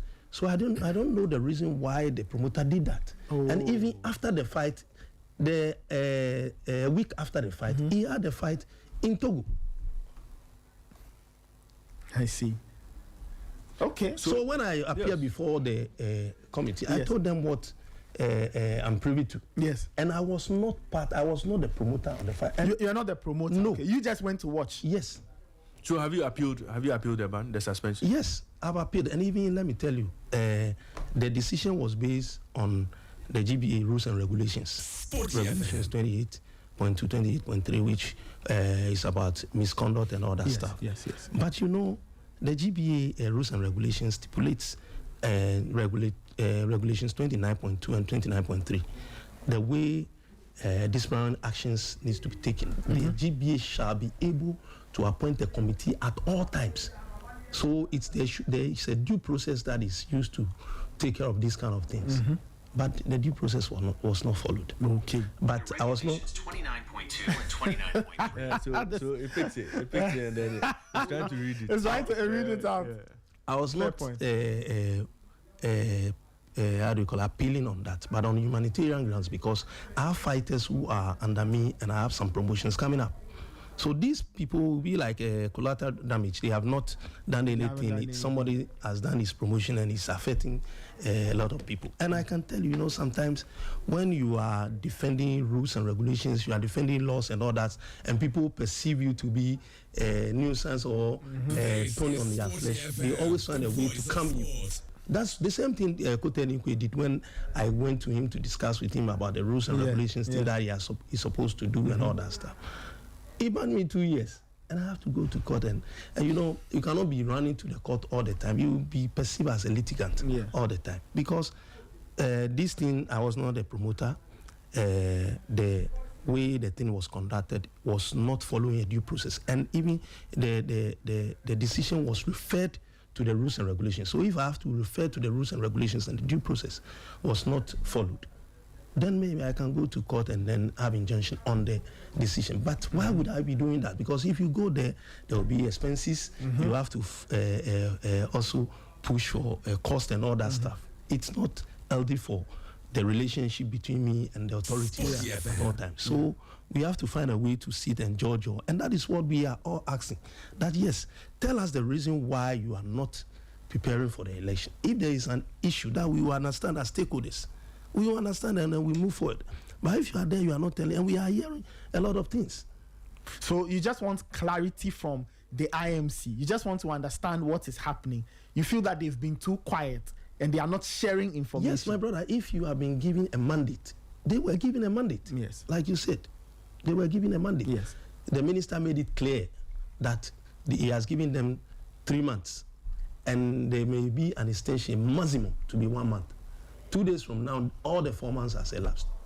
And the tax that they were giving to have the safety protocols and all that stuff, and also to prepare grounds for elections. What is keeping the election? That means because somebody has done something wrong, they can never be any person to be elected to do things right. Okay. And then the IMC has to take it over. And if that is the situation, they should let us know.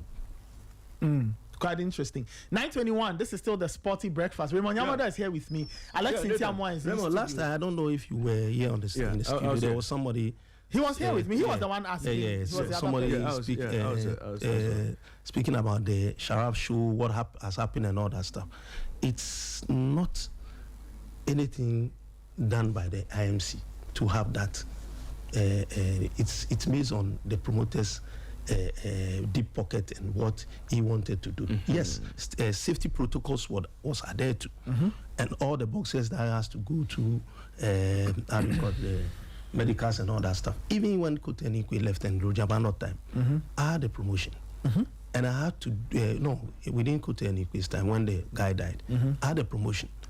The boxes, they're supposed to have Sporty CT FM. scan, ECG for 6 months. But they require that every 3 months we should do it. I do it for all the boxes, and everything was done.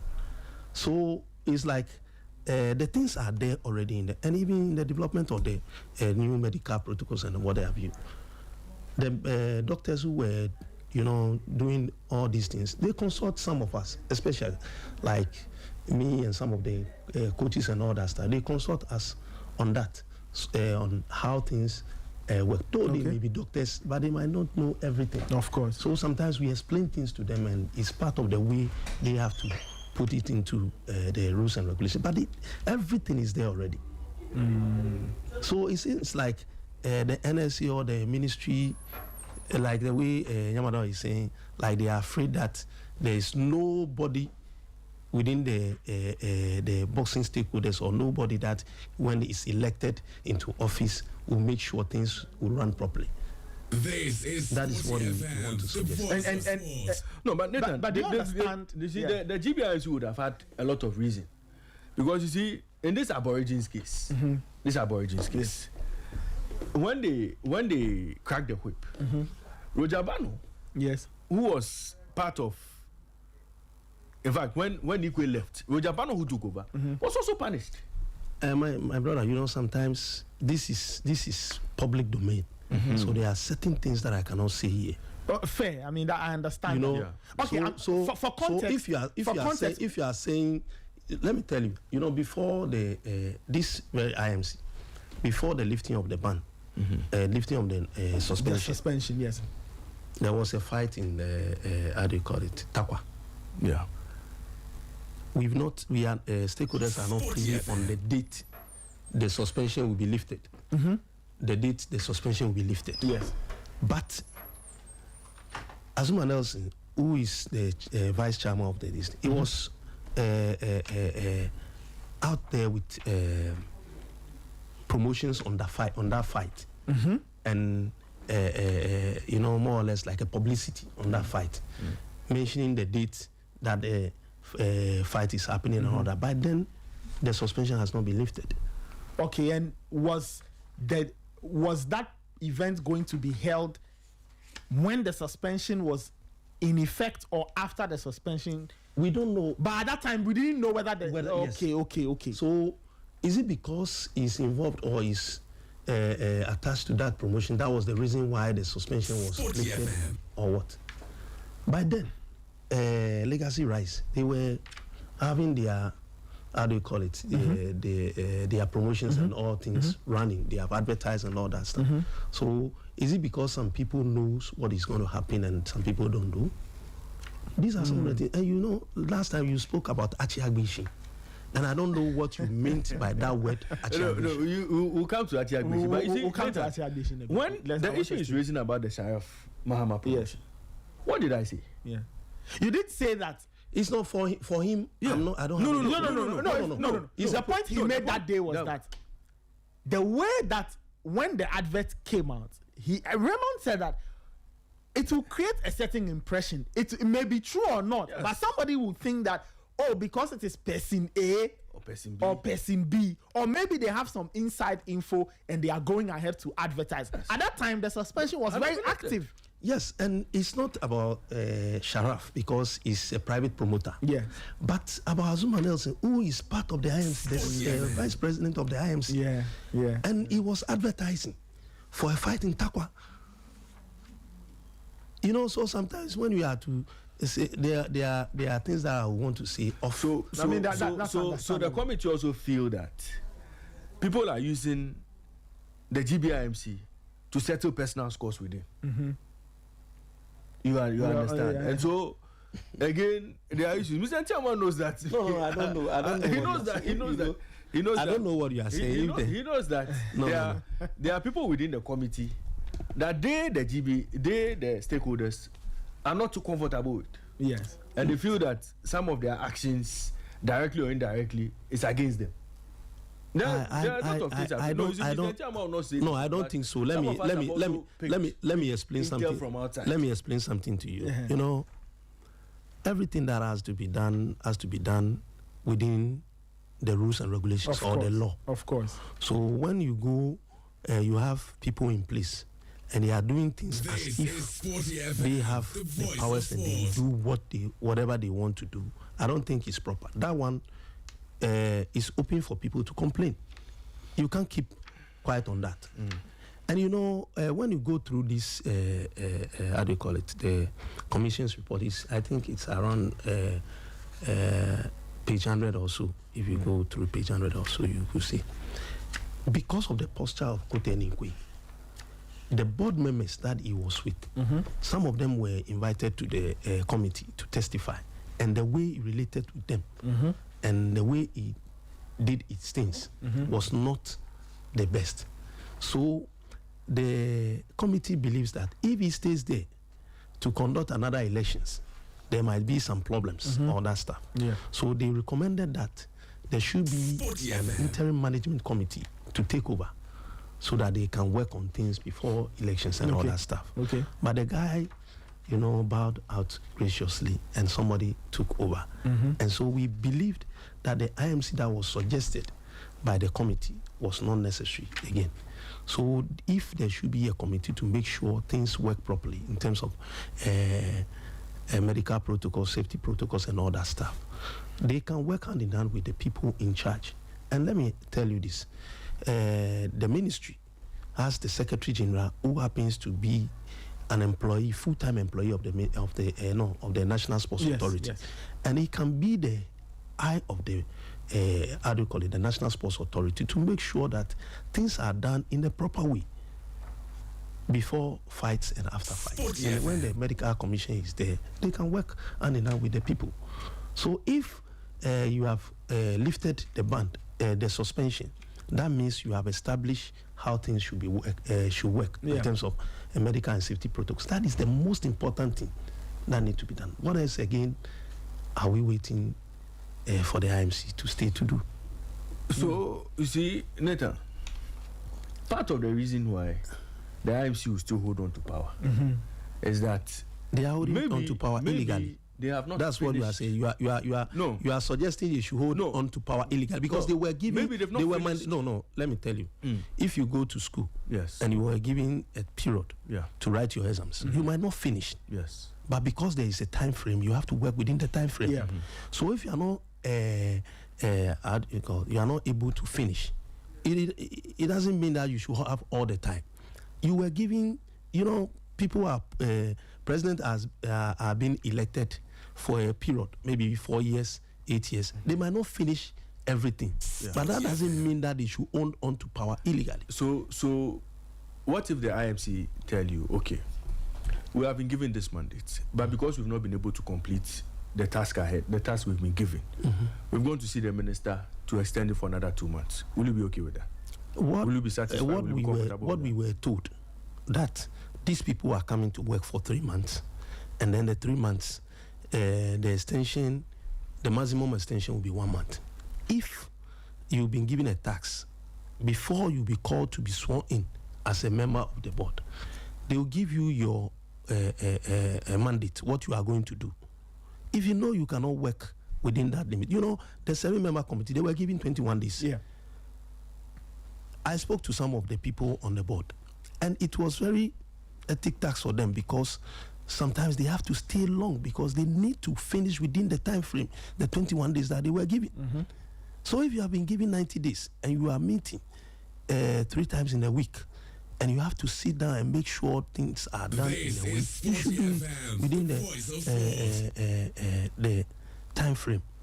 But it shouldn't be like you should have all the time to do that stuff. You know, there are certain things like I told you I can't say on air because there are some things happening that people are not happy about, and you cannot say it on air. That's the reason why there is some little fear within the boxing how do you call the stakeholder group. So there should be something to allay the fears of the people.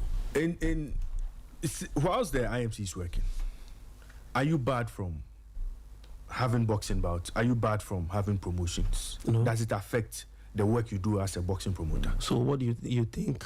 Because the people are there, they should be the way they want. I'm just asking. So for you, suggest if they can be there for 100 years and people can work to have their work, it's cool for you. No, that's what. Mr. Tiama, you are a boxing promoter. Okay, you are a boxing promoter. Yeah. You organize bouts. Yeah.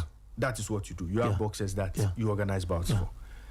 Whilst the IMC is still at post, are you barred from doing that work? I'm because not barred it is from the IMC I'm not and barred not from. I'm not the barred GBA from. that has been elected by you and your stakeholders. The Constitution stipulates that, you know, I gave historical antecedents of sports issues in Ghana and the management of sports issues in Ghana. And I told you that prior to this LI, there has been certain LIs that gives the powers to the minister through the National Sports Authority to elect or to appoint people into post to work as sports aides or sports boards to work. But there was a time that, the political interference was taken out so that sports can have their independence to run. But if you are saying this as if like the people that are in charge are the best thing that has happened to Ghana boxing and there's nobody that can work effectively, I don't know where you are coming from. I want you to tell me. No, I'm coming from a boxer who earns a living from boxing. Yes. A promoter who earns a living from boxing. And other stakeholders, ringside physicians, referees, everybody. Yeah. Whilst the IMC is still at post, it is not as if they've been barred from working. So if Mr. Ntiama has a boxing bout coming up, he can go to the IMC, work out all the modalities, and make sure that bout happens. They are not stopped from doing that. But Ray, nobody has stopped you as a Ghanaian to work or go about. But they also feel that if the NDC government is as in power, President Mama is there, and he will stay for 200 years. You don't mind because you can go to work, you can do whatever you want to do. That's what you are suggesting. Understanding. Are you suggesting the work that? the IMC is doing? Yes. And the work the stakeholders will come and do when they are elected into office. It's not the stakeholders that come and do. So whoever wants to contest an election, they should have their freedom to choose whoever leads them. Very well. So the work they are doing and the work those you choose with freedom to come and do, how different would it be? So far as you still go ahead and do your boxing promotions, because the whole thing about it's like you are asking me that you want to if organize one government is in power and you don't choose him and he's there and you are working, what do I think? What do you think another government will come and do differently? That's what you are saying. This government is there to fix a problem. This IMC, and then that's why it's an interim management committee. And they've been given so in perpetuity. Don't be there. That's what you are suggesting. But I'm saying that that's what you are once suggesting. they've not finished their work and they are still at post. How long do you believe that they can finish? Oh well, I don't know. Yes, but when I'm you were, saying that, you know the finished, mandate that you were given, and you were given some months. Yes. Before the time that you were sworn, the job that you are giving us, it's not going to be an easy job. So let's say the 3 months, we don't think it will be good for us. So 6 months. So do the 6 months for us before even they were sworn, so that it can come out. So if there is a mandate from the minister and he has given letter to that effect that I'm giving these people 3 months and the maximum extension they could get is 1 month, do you think they should get more than that? Again, if they go back to the person who appointed them, he can extend it. So and that's what I'm saying. If today they say they want extra 6 months and they go, and then they say, we cannot finish. Later, we need another 1 year. And that's what you suggest. The whole thing for the stakeholders is about getting power and having their freedom to do what they want to do. There's there's nothing wrong with that. To work within the limits of the rules and regulations. There's nothing wrong with that. There's nothing wrong with that. Okay. But whilst the IMC is still at post, no promoter, no boxer is restricted from fighting or organizing a boxing promotion. Yes. And so they should be patient and wait for the committee to finish their work. We have been patient enough. We believe what was done was not within the laws. Ray, to play the devil's advocate, when you listen to Mr. Ntiamo and his people, they say that, fine, nothing has been prevented, but they also believe that the boxing space has rules and it has regulations. So in their estimation, nothing has been said to them. If something is going on, they are in the dark. Fair. All they want is information to understand what is happening. Okay. I think that is a fair request. Oh, it's a fair request. That's a fair request, isn't but it? I'm saying that this issue of their mandate is expired, their mandate is elapsed in 2 days' time. It will elapse. So they should be quick. Put together the committee, elections committee. Let's see the roadmap for the elections and all. If the committee still have work to do in terms of remodeling the constitution, putting in place those protocols and all that we want to put together. You mentioned the remodeling of the constitution. The constitution can only be amended at the Congress. Yes, but whatever additions will be made to that constitution will be decided by this committee, and then they present it at Congress. But you would have to agree or disagree. Yes. Once they are doing all that fine tuning, time is going. Maybe they are not done. When they finish, they'll bring everything. Do you have privy to anything within the constitution? Do you have privy to anything that is in the constitution that needs to be amended? Oh, a lot of things. Like what? A lot of Give things. me one. Just there one. Are a lot of things. No, give me just one. Need to be amended. Give me just one, Ray. Give me just one. Will you be able to mention one? Just one. Just a lot of it. A lot of it. Just one. A lot of it hinges on pre-bout, post-bout, in-bout management of boxes. It's never done. It's never true. It's never true. A lot of it has to do with especially the post-bout, in-bout, my brother, post-bout, especially the what he's post-bout, saying is never and the powers of the medical commission. Let me. And the powers of the medical commission. Let me give you. Okay, let the powers of the medical. Let me give you. We have the constitution. They have the rules and regulations. What he's saying is about the rules and regulations. Yes. The constitution is about management. Yes. So it's the rules and regulations. Yeah. So we have rules and regulations, and we have. Alex, speaking to the we have the rules and regulations, and we have the constitution. So the constitution has nothing to do with pre-bout, during bout, and post-bout. It has nothing to do with it. And when you go to the rules, wait. And when you go to the rules and regulations, everything that you are saying is captured in the rules and regulations. Okay, but Alex, already. Could it not be modifications? What part of modification? Alex, could it not be that? Could it not? Okay, so you are saying that the laws as they are now, are so complete that they can deal with all situations and everything. So there's no need. So even if somebody is thinking of a change, it is not necessary. What kind of change? That's what I'm asking. If there is a change, you need to discuss with stakeholders. Okay, I mean that's because fair. they are the people that you are going to work with. But it's not like you are the all-knowing person that you believe this is what when you do it can work. If you have all the good intentions and you don't discuss with people how the things should work, it can work. So but Nathan, that body has people who have been in the sport before. People who have sometimes but Ray, again to play the devil's advocate, I don't want to go backwards to certain things that happened. The head of the IMC, Mr. Samuel Captain, he was a manager.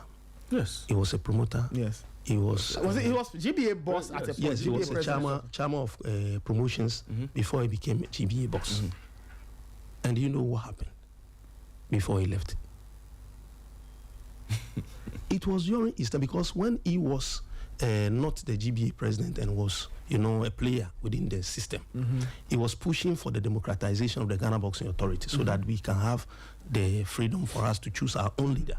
But then the sports regulation doesn't give that right to the stakeholders because it was the LI 1088, which was part of the SMCD 54 of 1976. And it stipulates that the sports minister has the power to appoint sports heads, and he has the power to fire them. Now things are different. Yes, now things. So it was pushing for democratization, but because of the laws, it cannot change. But when he took over and he was appointed, at a certain point, because of BT Baba issue with how do you call it, Professor Dodu issue. This is at the GOC level. GOC level, and then the International Olympic Committee came in, and they say we have to do our laws in a way that it will have less government interference. That was when it was changed that the people themselves, the stakeholders themselves, can elect their own leaders and all that stuff. When that happened, he was the one championing for it to happen, but when he took over, he didn't want it to happen. But the laws changed to go in line with the democratization of all the sports associations. We, the stakeholders group, we wrote to him that this is what, and for that time, it was the sports regulations, LI 1080, that established the Ghana Boxing Authority. But then there was no constitution, there was nothing. It was the LI that established it. So as it was repealed and replaced with the LI 1988, it makes the GBA defunct. It cannot happen because there was nothing like the Ghana Boxing Authority. But they were operating. And how do you call it? My license that was given to me by then, it has been written boldly at the back by virtue of LI 1088, which has been repealed. So if I'm operating, I was operating with that license, and a boxer died in the ring, and the family wanted to take me on and all that stuff, if I go to court and I show it, I'll be in big trouble. So we wrote to him that this is what is happening.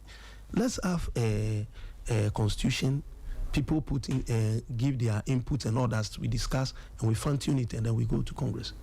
Say, we are non-entity. The Committee for Professional Boxing stakeholders are non-entity.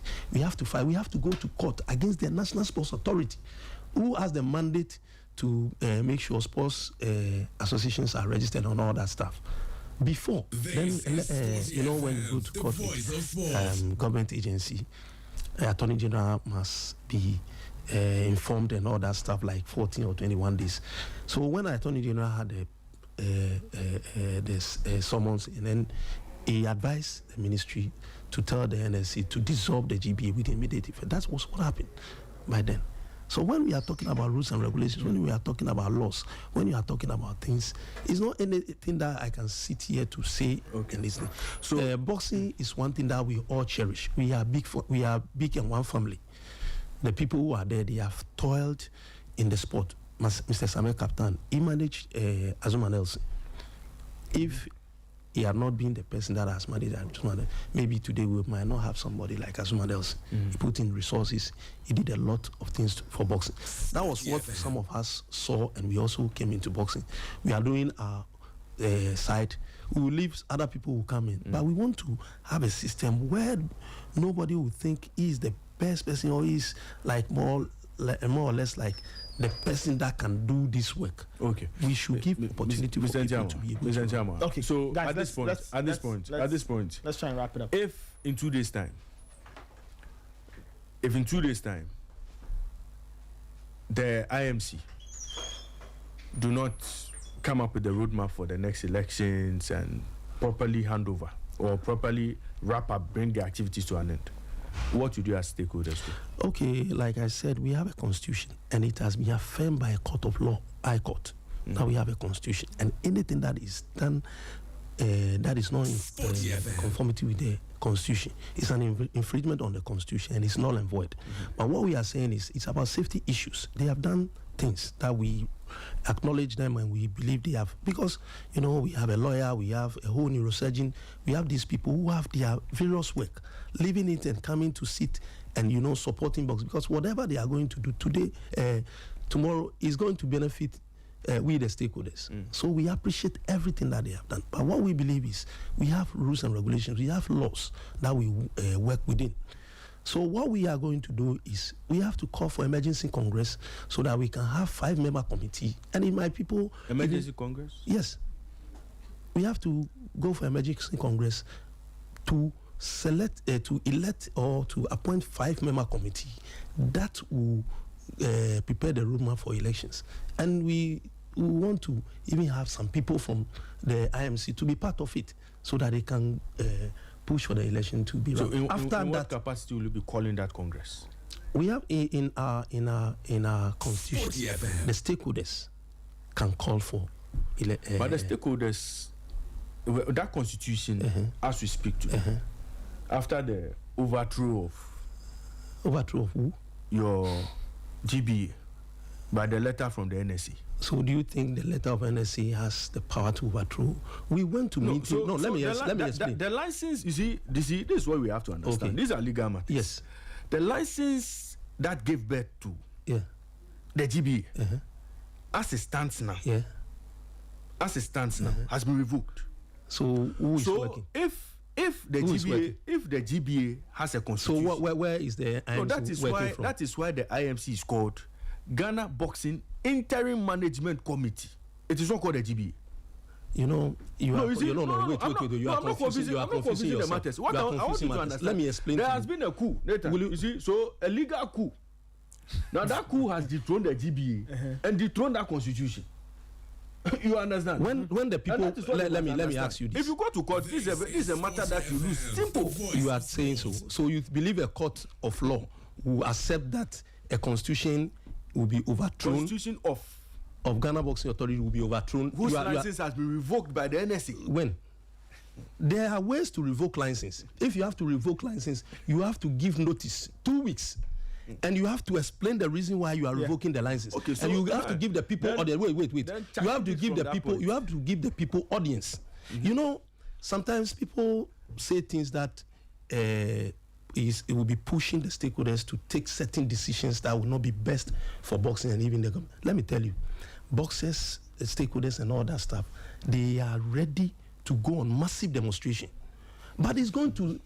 I'm telling you, maybe you are not part. Boxing is not your business. For me, it will affect me because when I go out there to look for sponsorship, the happenings will not be best for me. Of course. So me being part of the leadership, I always try to suppress what the people want to do, and I explain to them. Of course, so that it doesn't damage. It doesn't damage them because even when it's said and done, and you are able to win even from court, and you have the GBA back with all the rules and regulations. Tomorrow you go there, you can't get support from this, and even you can't get support from government. And that's the reason why we are compromised. Because if you don't do that, it will affect the whole image of it. And let me tell you, the minister, the director general, they are there. They have other things to do. If one part of sports is not functioning well or is not working, they still will be there to work and they will be paid. But for you, it will affect you. And that's the reason why we are being cautious on how we do things. But when you are pushed to the wall and you have nowhere to go, that is where you have to fight back. But we don't want to do that.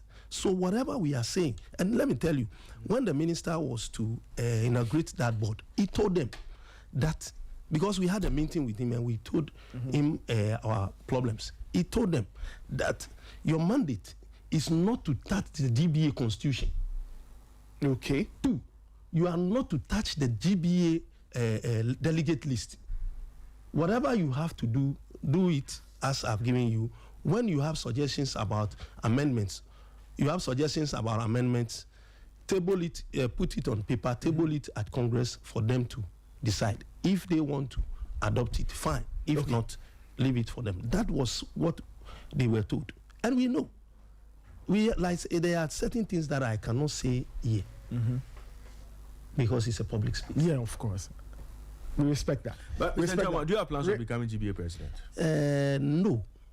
You don't want to be GBA president one day? One day, yes. When I don't want to be active promoter again because But I now can't be. you like the promotion. Yes, I can't be active promoter and at the same time being GBA. It will be a conflicting interest. Okay. I don't want to do that. Okay.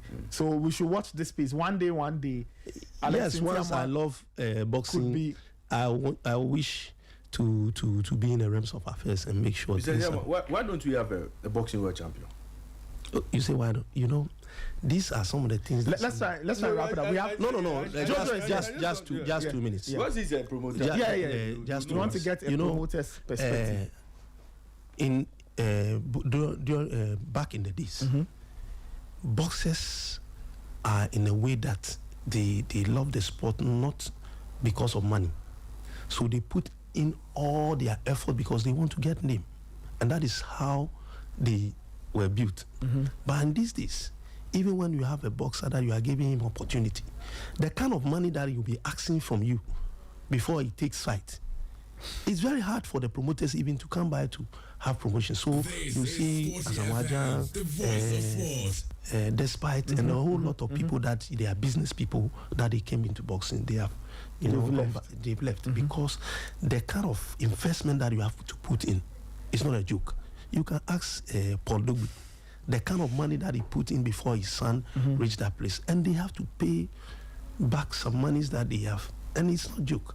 When they had the WBO fight here, they have to put upfront $100,000 before the fight was sanctioned for them to have that fight, and it costs about $120,000. So if you are a businessman and you are investing into a human being that maybe you believe he might fall sick or something may happen to him, if you take that money, 120,000, you go to China, you have your container, you bring it back. Within 6 months, the money that you are going to make is not a joke. So it takes people who have passion to do it. And sometimes the way the boxers do. When Sharaf had this promotion and he finished, my boxer, Jonathan Tete, Worldwide. he went to some station and said, now I want to work with big promoters to get big money.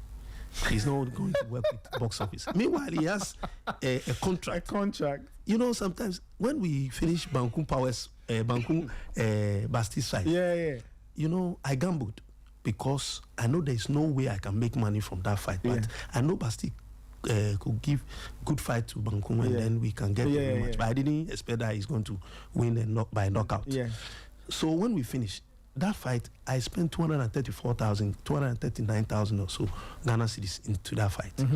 When I finished, I recouped 104,000 from the proceeds and all that. 135,000 loss from that fight. And I, because of the way the fight happened, a lot of sponsors started calling me. Those that I went to them that they didn't want to come on, they started calling me. And so they promised me, we went, some of them, even I signed contract with them for a certain amount of money that I can recoup what I lost. I gave Bangkok 18,000 as advance for the fight. He took the money. Tomorrow you tell me, oh, let's push the fight to this date. Let's push it to this day. You know, sponsors, they work with timeline. They work with time. So I couldn't have that fight. And you could not take this guy to court because what are you going to retrieve from him? And so these are some of the things that, so this, the crop of boxers that we are having this time are not like the people that were in the past. They are very passionate about the sport. They are disciplined and others. But these boxers, Charlie, sometimes I'll be crying. They don't sleep. In the night, you see them 1 o'clock. They are, you know. But I think the amateur people are working. The up and coming people from the amateur, they are very people who have good work ethics. And if government needs to do something, it needs to support them very well. If they are, because if you track the people who have had good amateur time, when they come to professional, they are very disciplined. So I believe government should put in big effort into the amateur side. But your promoters have also been accused of not allowing the amateur boxers to mature. So the amateur boxer has 2-3 fights. Then the promoter says, it's never true. Then the promoter goes for him. It's never true. I don't know which promoter. A good future. Let me tell you. No, let me finish. You give him more and better if he goes pro. And then you organize a few Achiagbeshi bouts for him. You fight to the boxer who has lost 60 times. I want us to talk about this Achiagbeshi before I leave. No, wait. I won't. So let me finish. Let me finish my point. I want you. You see, then the promoter organizes a bout for him. So Nathan, they give you one fight. You beat a boxer who has lost 60 times. You beat another one who has lost 70 times. Beat another one who has lost 100 times. Then the boxer feels he's ready for pro. And then he goes for an Achiagbeshi bout with a white man who is also trying to boost his fight rate. And then they put that amateur boy who has 10 pro suddenly into the ring. They beat him well, but they cash out and they go. Okay. Maybe that's what you think. The kind of but the point is that the kind of investment we followed it for a while. There's a bit of a pattern. Sometimes it happens. But we talk about Achiagbeshi. Let's finish with that because we have to speak with Jojo. Achiagbeshi. What do you mean by Achiagbeshi? So Achiagbeshi, me, I'm a fighter. I want to go pro. Or in fact, I've gone pro. And I want to build my fight record. Yes. And then they bring me Mr. Ntiamwa, who I can comfortably defeat because he has lost 100 fights. He has lost 80 fights. That's his work. Then I beat him to start pad. So by the time he brings me that bout with that white guy, I have like 20 fights, no against 20-0. But then I go and meet proper credible boxer. And he disgraces me in the ring. Okay. But by then, Mr. Ntiamo and his people would have pocketed the dollars, and then we are gone. Okay. Were you enthused with the fight that happened between Freezy McBone and Worldwide? It was okay. Okay. Go and check them if they didn't build their record, if they could be given the opportunity to fight for the W on the bigger stage. Even in the UK, where Freezy McBoone started, he fought a boxer who has lost about 108 fights. What kind of record? And not him. You can check Joshua Clot. You can check Joshua Clot's record. He fought against a boxer who has lost about 38 fights or so in the UK. But these people, I can show you a boxer who has lost about 200 and something. He has fought with about 3 or 4 world champions when they were being, nurtured. When you have a boxer coming from amateur who is a very good boxer, when you are starting him, you can't give him the killer boy over there to fight against him. You know, so there are people who, what you call actually, they are journeymen. People who are boxing people, boxers, yes, but who have reached a certain age and then they are not there for any glory again. So they have other work to do. But at the same time, they train to come and fight. But don't you think that is harmful to a young boxer's career? I'm not saying that, you said, the same people when him, you want to killer bouts. But so now the same people when you want to have Joseph Kome Jaguar against Samuel Tichi, they'll tell you, Charlie, you want to spoil the boy's career. Let this boy pass his way and this boy pass his way. The same fans will be telling you, you want to destroy the boxer's career, you want to put them into fight, even there will be some juju and all that stuff because of the euphoria around it and all that stuff. You want to destroy them. If you want to build the boxers too, they will tell you you are giving them a challenge. So what do you want us to do? You can suggest. So which means there's an admittance that what I'm saying is they will have A side boxes and sometimes B or C side boxes that you have to match them to build them gradually because you. But Alex, don't you think that you go to Z2? Z. But Alex, don't you think that I understand the idea. I understand the intention. It's not Ghana. No. I understand. Look, it happens globally. I know. I'm only saying that in our case. Then the moment we want to move our boxers up to the next level, then we find that they are lacking a lot. You know, so then I guess let me tell you, the promoters here and the managers here. Sometimes, let me tell you, you build a boxer, you have intention of building him to take him to the world level. When a boxer fights and gets to a certain level, then there are some boxing agents and people outside the country will be talking to Charlie. Boxing Ghana no Sanoba America, Sanoba American, then they start having issues with their managers. And these are the people that will match them against some people. By then, they have not gotten to any level that they can match those people. When I got worldwide is a national championship, I had a fight in Australia for him for $12,000. But I could compare that the skill level with the person that they are calling me. He cannot match the guy, so I turn it down.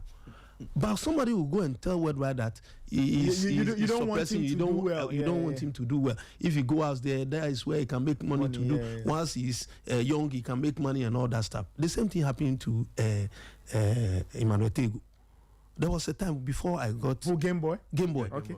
There was a time when he won a national championship, he wasn't having a manager. So he approached me and I got somebody for him. But then some of my friends who were, into this boxing business, they got him a passport.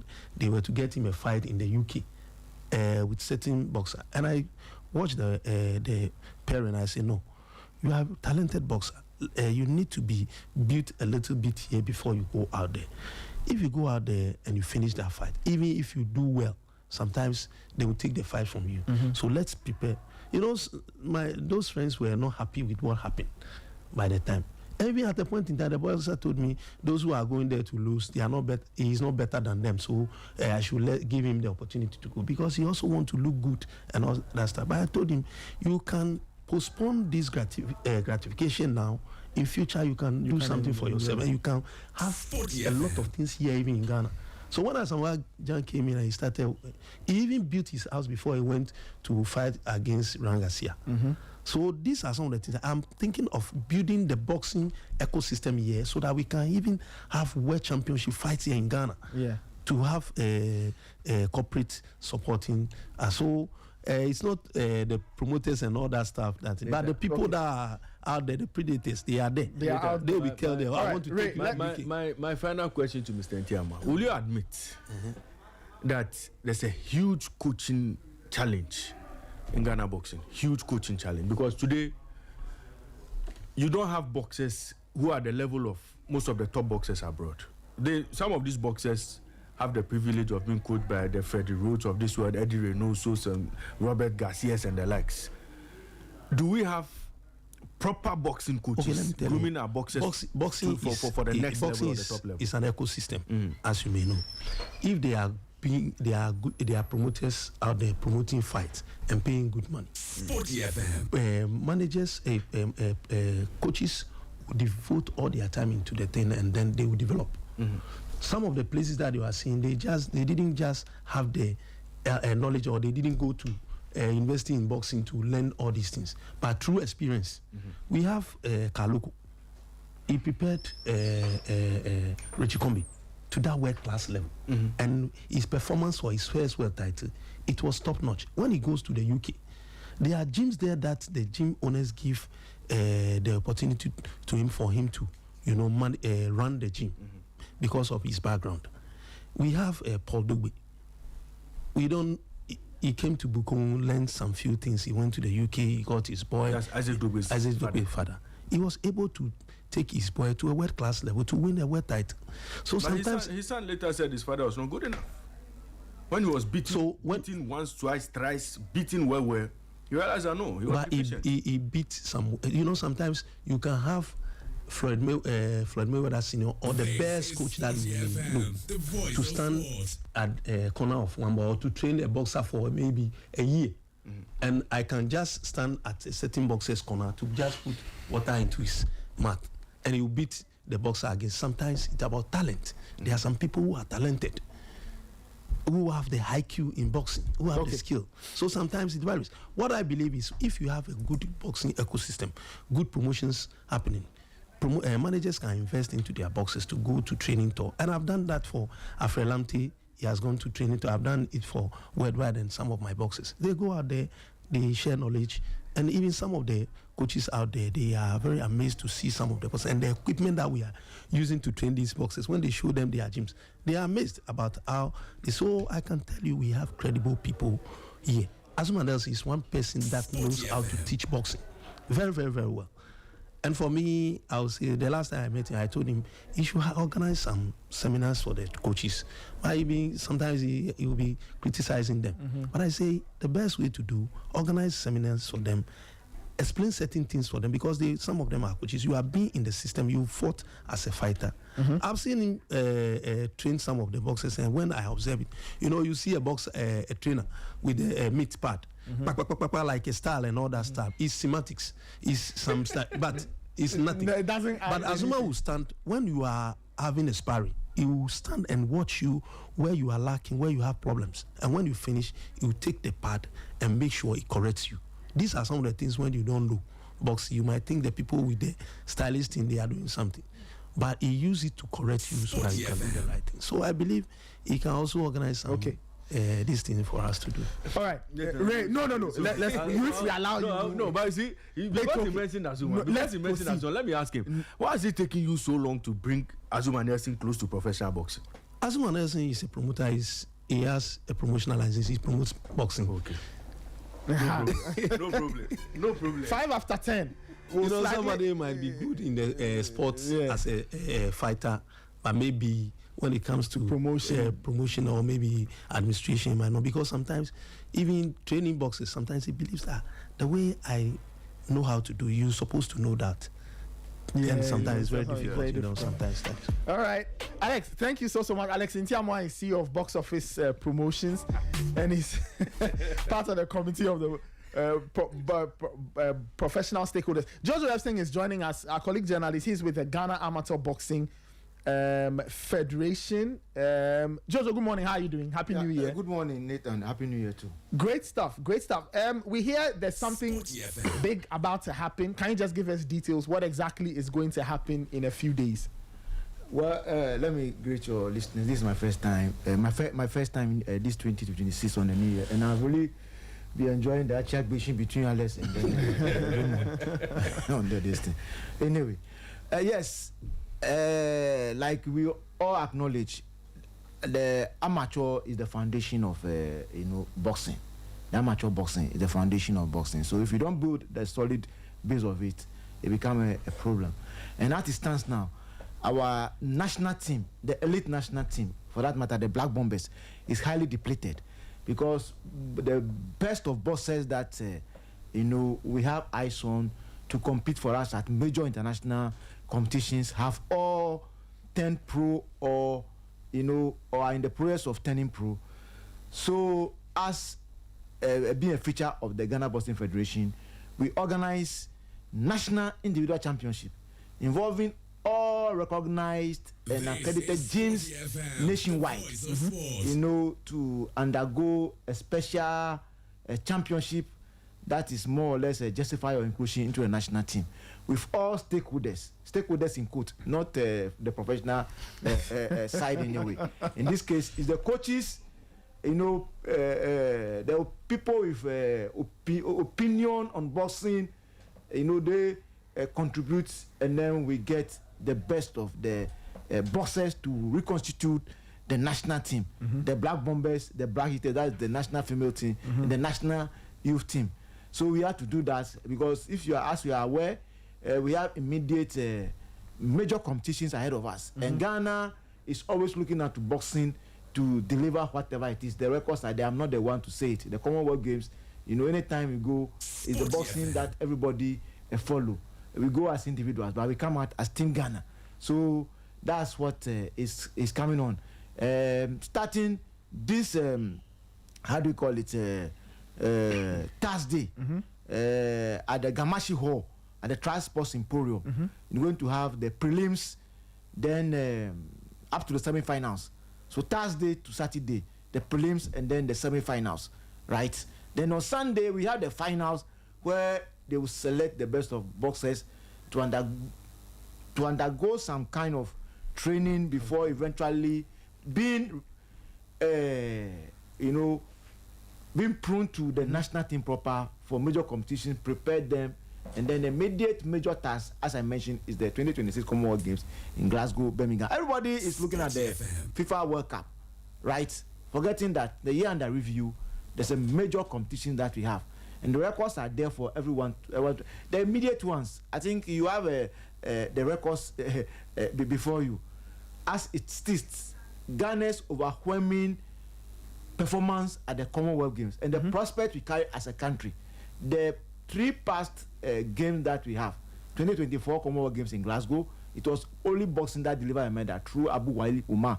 2028, it was Jessilate with all the visa problems that we have. It was boxing that saved the country. 2018, you mean? 2018, yes, at Gold Coast, Australia. 2022 at Birmingham, UK, with all the problems that we came out with. It was boxing once again. Joseph Kony delivering that how do you call it, a silver at the featherweight division, Abraham Mensah. And I not been to circumstances, beyond Joseph Kony's, how do you call it, control.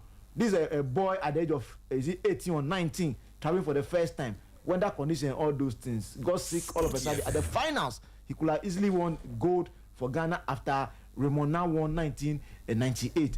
And then Omar Walid. So boxing got the most valuable medals. And the same thing applies. You can check the record. I'm not trying to belittle any sports here. But with the talent and then the prospect we carry, is boxing that is Ghana's hope for major international competitions. Blasters are going World Cup. We are in a group with high-ranked teams, right? Permutations are going on over here. But boxing, we know we go, we get cool pairings, we deliver. Okay. So how? I want to understand. So has the pool of boxers been sorted for this? You get my question. So if the semis are on Thursday, do you already have a set number of boxers you are working with, or the slots are open for some boxers to show up? No, yeah, as it is now, that is more of a technical question anyway. But from what I know, every gym is registering a number of boxes within a weight category that is strong with.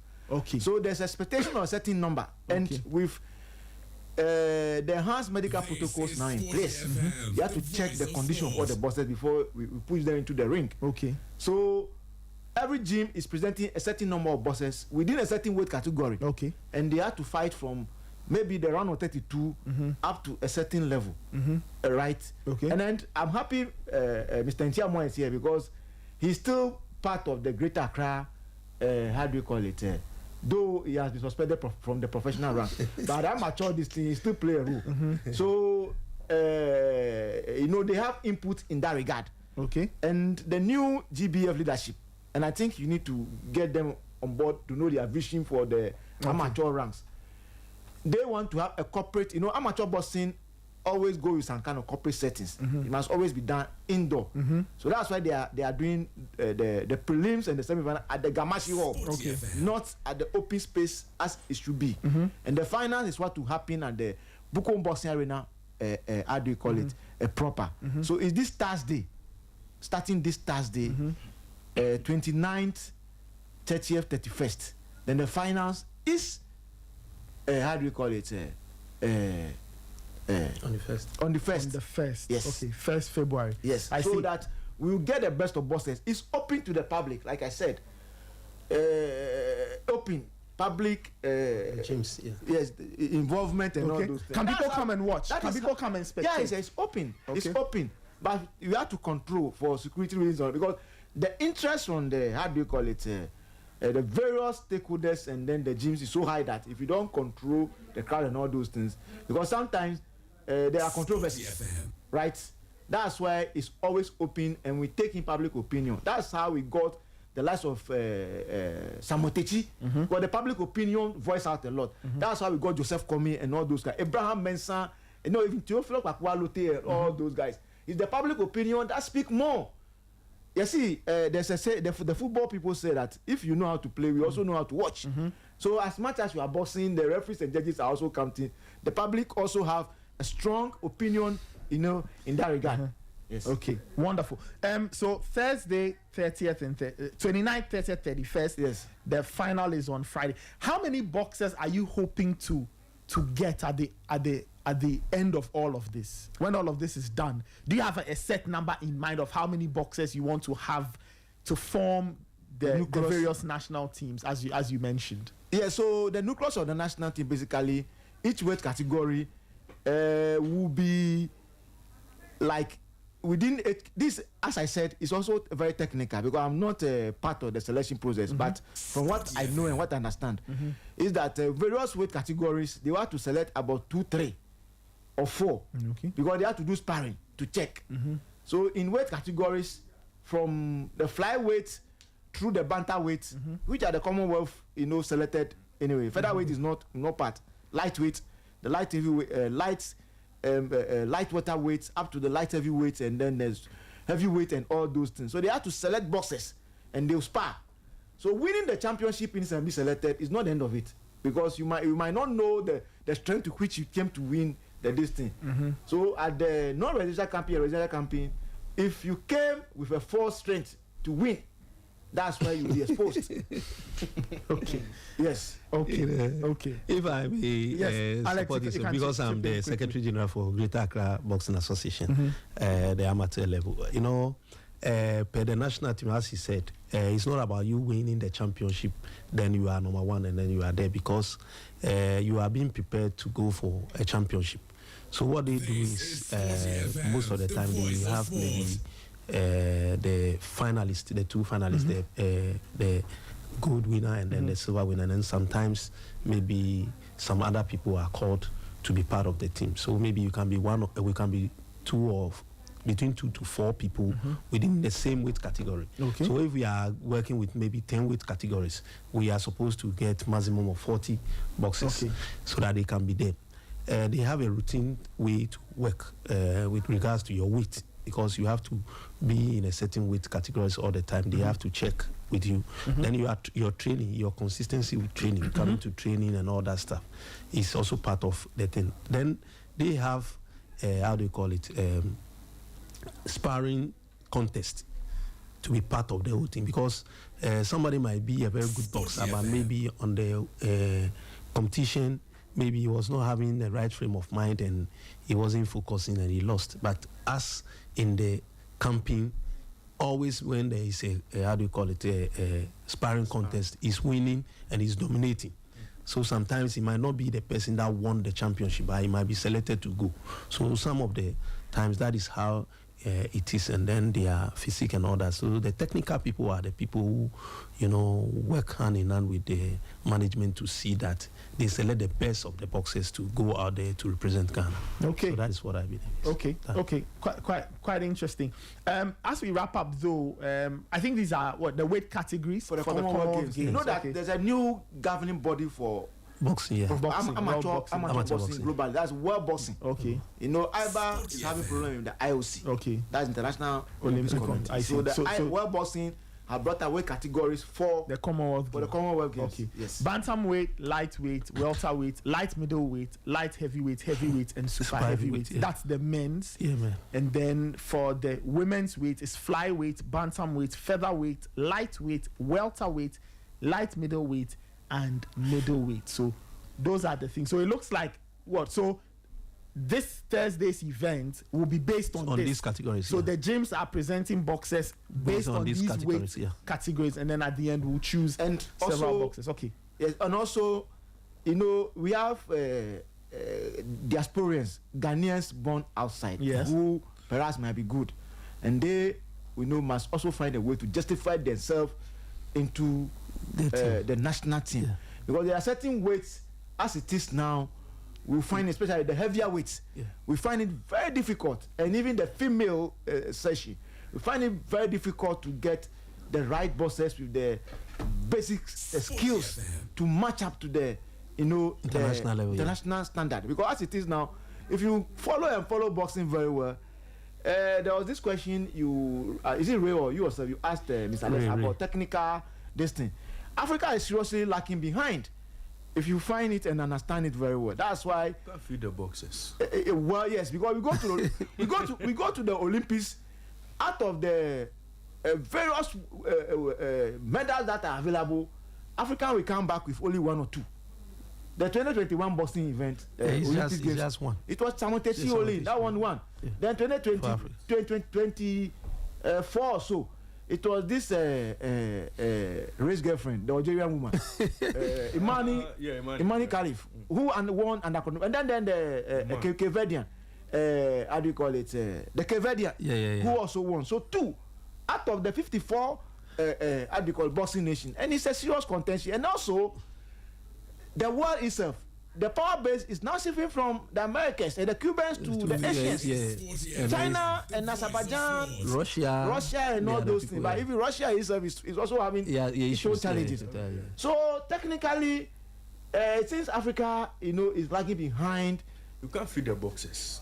Okay, let's try and wrap it up. Yeah, let me say something. Too much. You know, the investment that is being put into boxing is like, we are joking here. If you compare with other people, some time back, about 10-15 years ago, Terry Edwards, former head of the national team in the UK, he came here and he said with their team that they took to the Olympics, the expenditure that was made on each boxer would not be less than £900,000 each boxer. Within the 4 years, each boxer they spend not less than £900,000 on each boxer, because they had the plan for the Olympics and they started camping them. So what they do is they will camp them for 3 months, and then they will go for bilateral championship with, maybe they will choose the country, then they will go maybe like Cuba.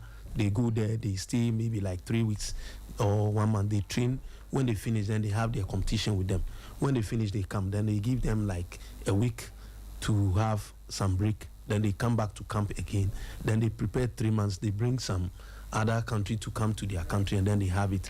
And then when they finish, they break like a week, and then they go out for 4 years. And each boxer they spend not less than £100,000. So if they have a team like, and it's not just only the first team members, they have other people. And that's so the kind of money that is being spent on these boxes. And by that time, we have non-residential camping for our boxes. It's just that 2 weeks. Then the sports authority will tell you they can have a budget for just 2 weeks to prepare them to go. And these are some of the things. So we've been able to do well, like you said. You asked me about the coaches and all that stuff. When there is the economy is good within that sector, people will devote their time into it, and it will attract a lot of new skills. So Anita, and then also to quickly conclude, I think this is my final. You see, when Mr. Les was talking, we have a program with the French embassy. Yeah, I remember. Was it not last year that? Yeah, we had some French. The French club, but the French embassy itself, they tried to introduce that to their French Olympics. They have this high performance center, so they had one technical official who is of a Moroccan descent. Have really an accomplished one, of course, Mounier Bouchier. He came here and had a seminar with our coaches. He stayed here because he mentioned Terry Edward, an expert in boxing, and he came and in this interaction for our bosses.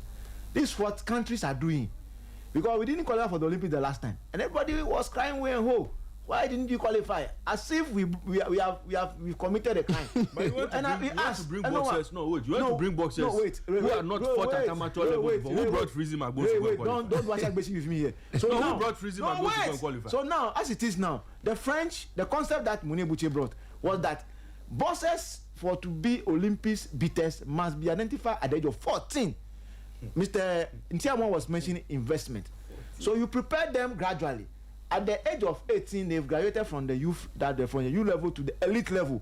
That's why they go to high performance, go to various competitions, and they build them. So by the 22 years, if winning medal, from medals, then you do what? You go to professionals. Yeah. I mean, that's how Muhammad Ali, Cassius Clay, that's how he went. Even our Zuma Nelson, from the 78 medal winning at the African Games through to the World Military Commonwealth Games, all gold that he won, he knew that he was prepared to beat the world. I mean, so Anthony Joshua and all those world beaters. That is how we prepare that. So that's the model now that the world is going with. Okay. But so we need investment from government. You cannot give your amateur boxers kenke and fish and expect them to go kenke. Last time, Nathan, I was mentioning to you off air that in the days, when I was trying to do something on the Odyssey of the Black Bombers from the 50s, when Ghana was the strongest boxing nation in the world. Do you know they were not drinking pure water? They were not drinking bottled water. There's something they call tishinu. Today, you see, go give your boxer tishinu. All right, okay, guys. We are wrapping up. Give them the give them the tissue. Let them go and win the medals. Okay, it's all right. You should take it seriously. Yeah, I mean, the point is that we have to invest. Yes, to invest. We're talking about the heavier weights. Look, people are doing 2,000 calories my brother, a day. My brother, there are a lot of things that goes in there. Of course. Technical and then scientifically. Yes. Of which we are not doing. We know that there is performance enhancing drugs issues that are banned and all that stuff. But these people know supplement that they use to boost the people to the highest level that can meet the threshold, cannot go over the threshold for these things. And they are doing all these things. And you are there, you will be drinking tissue and all that. All right, that's how I wrap it up this morning on the Sporty Breakfast. Many thanks for joining us. Raymond Yamada did this with me. Many thanks to Jojo Efsin, who is the Comms and Admin Manager with, or the office, Comms and Admin Officer with the Ghana Amateur Boxing Federation. Shout outs to Mr. Alex Ntiamwa, CEO of Box Office Promotions. He took time off to join us to go through some of the issues. Yeah. Aminu Shadow, Team Manager Black Stars. What has he has been tormenting me on my phone. Aminu, be very careful over there. Shout out to my production team, Immortal Kwame, Jacques Champa, Angela.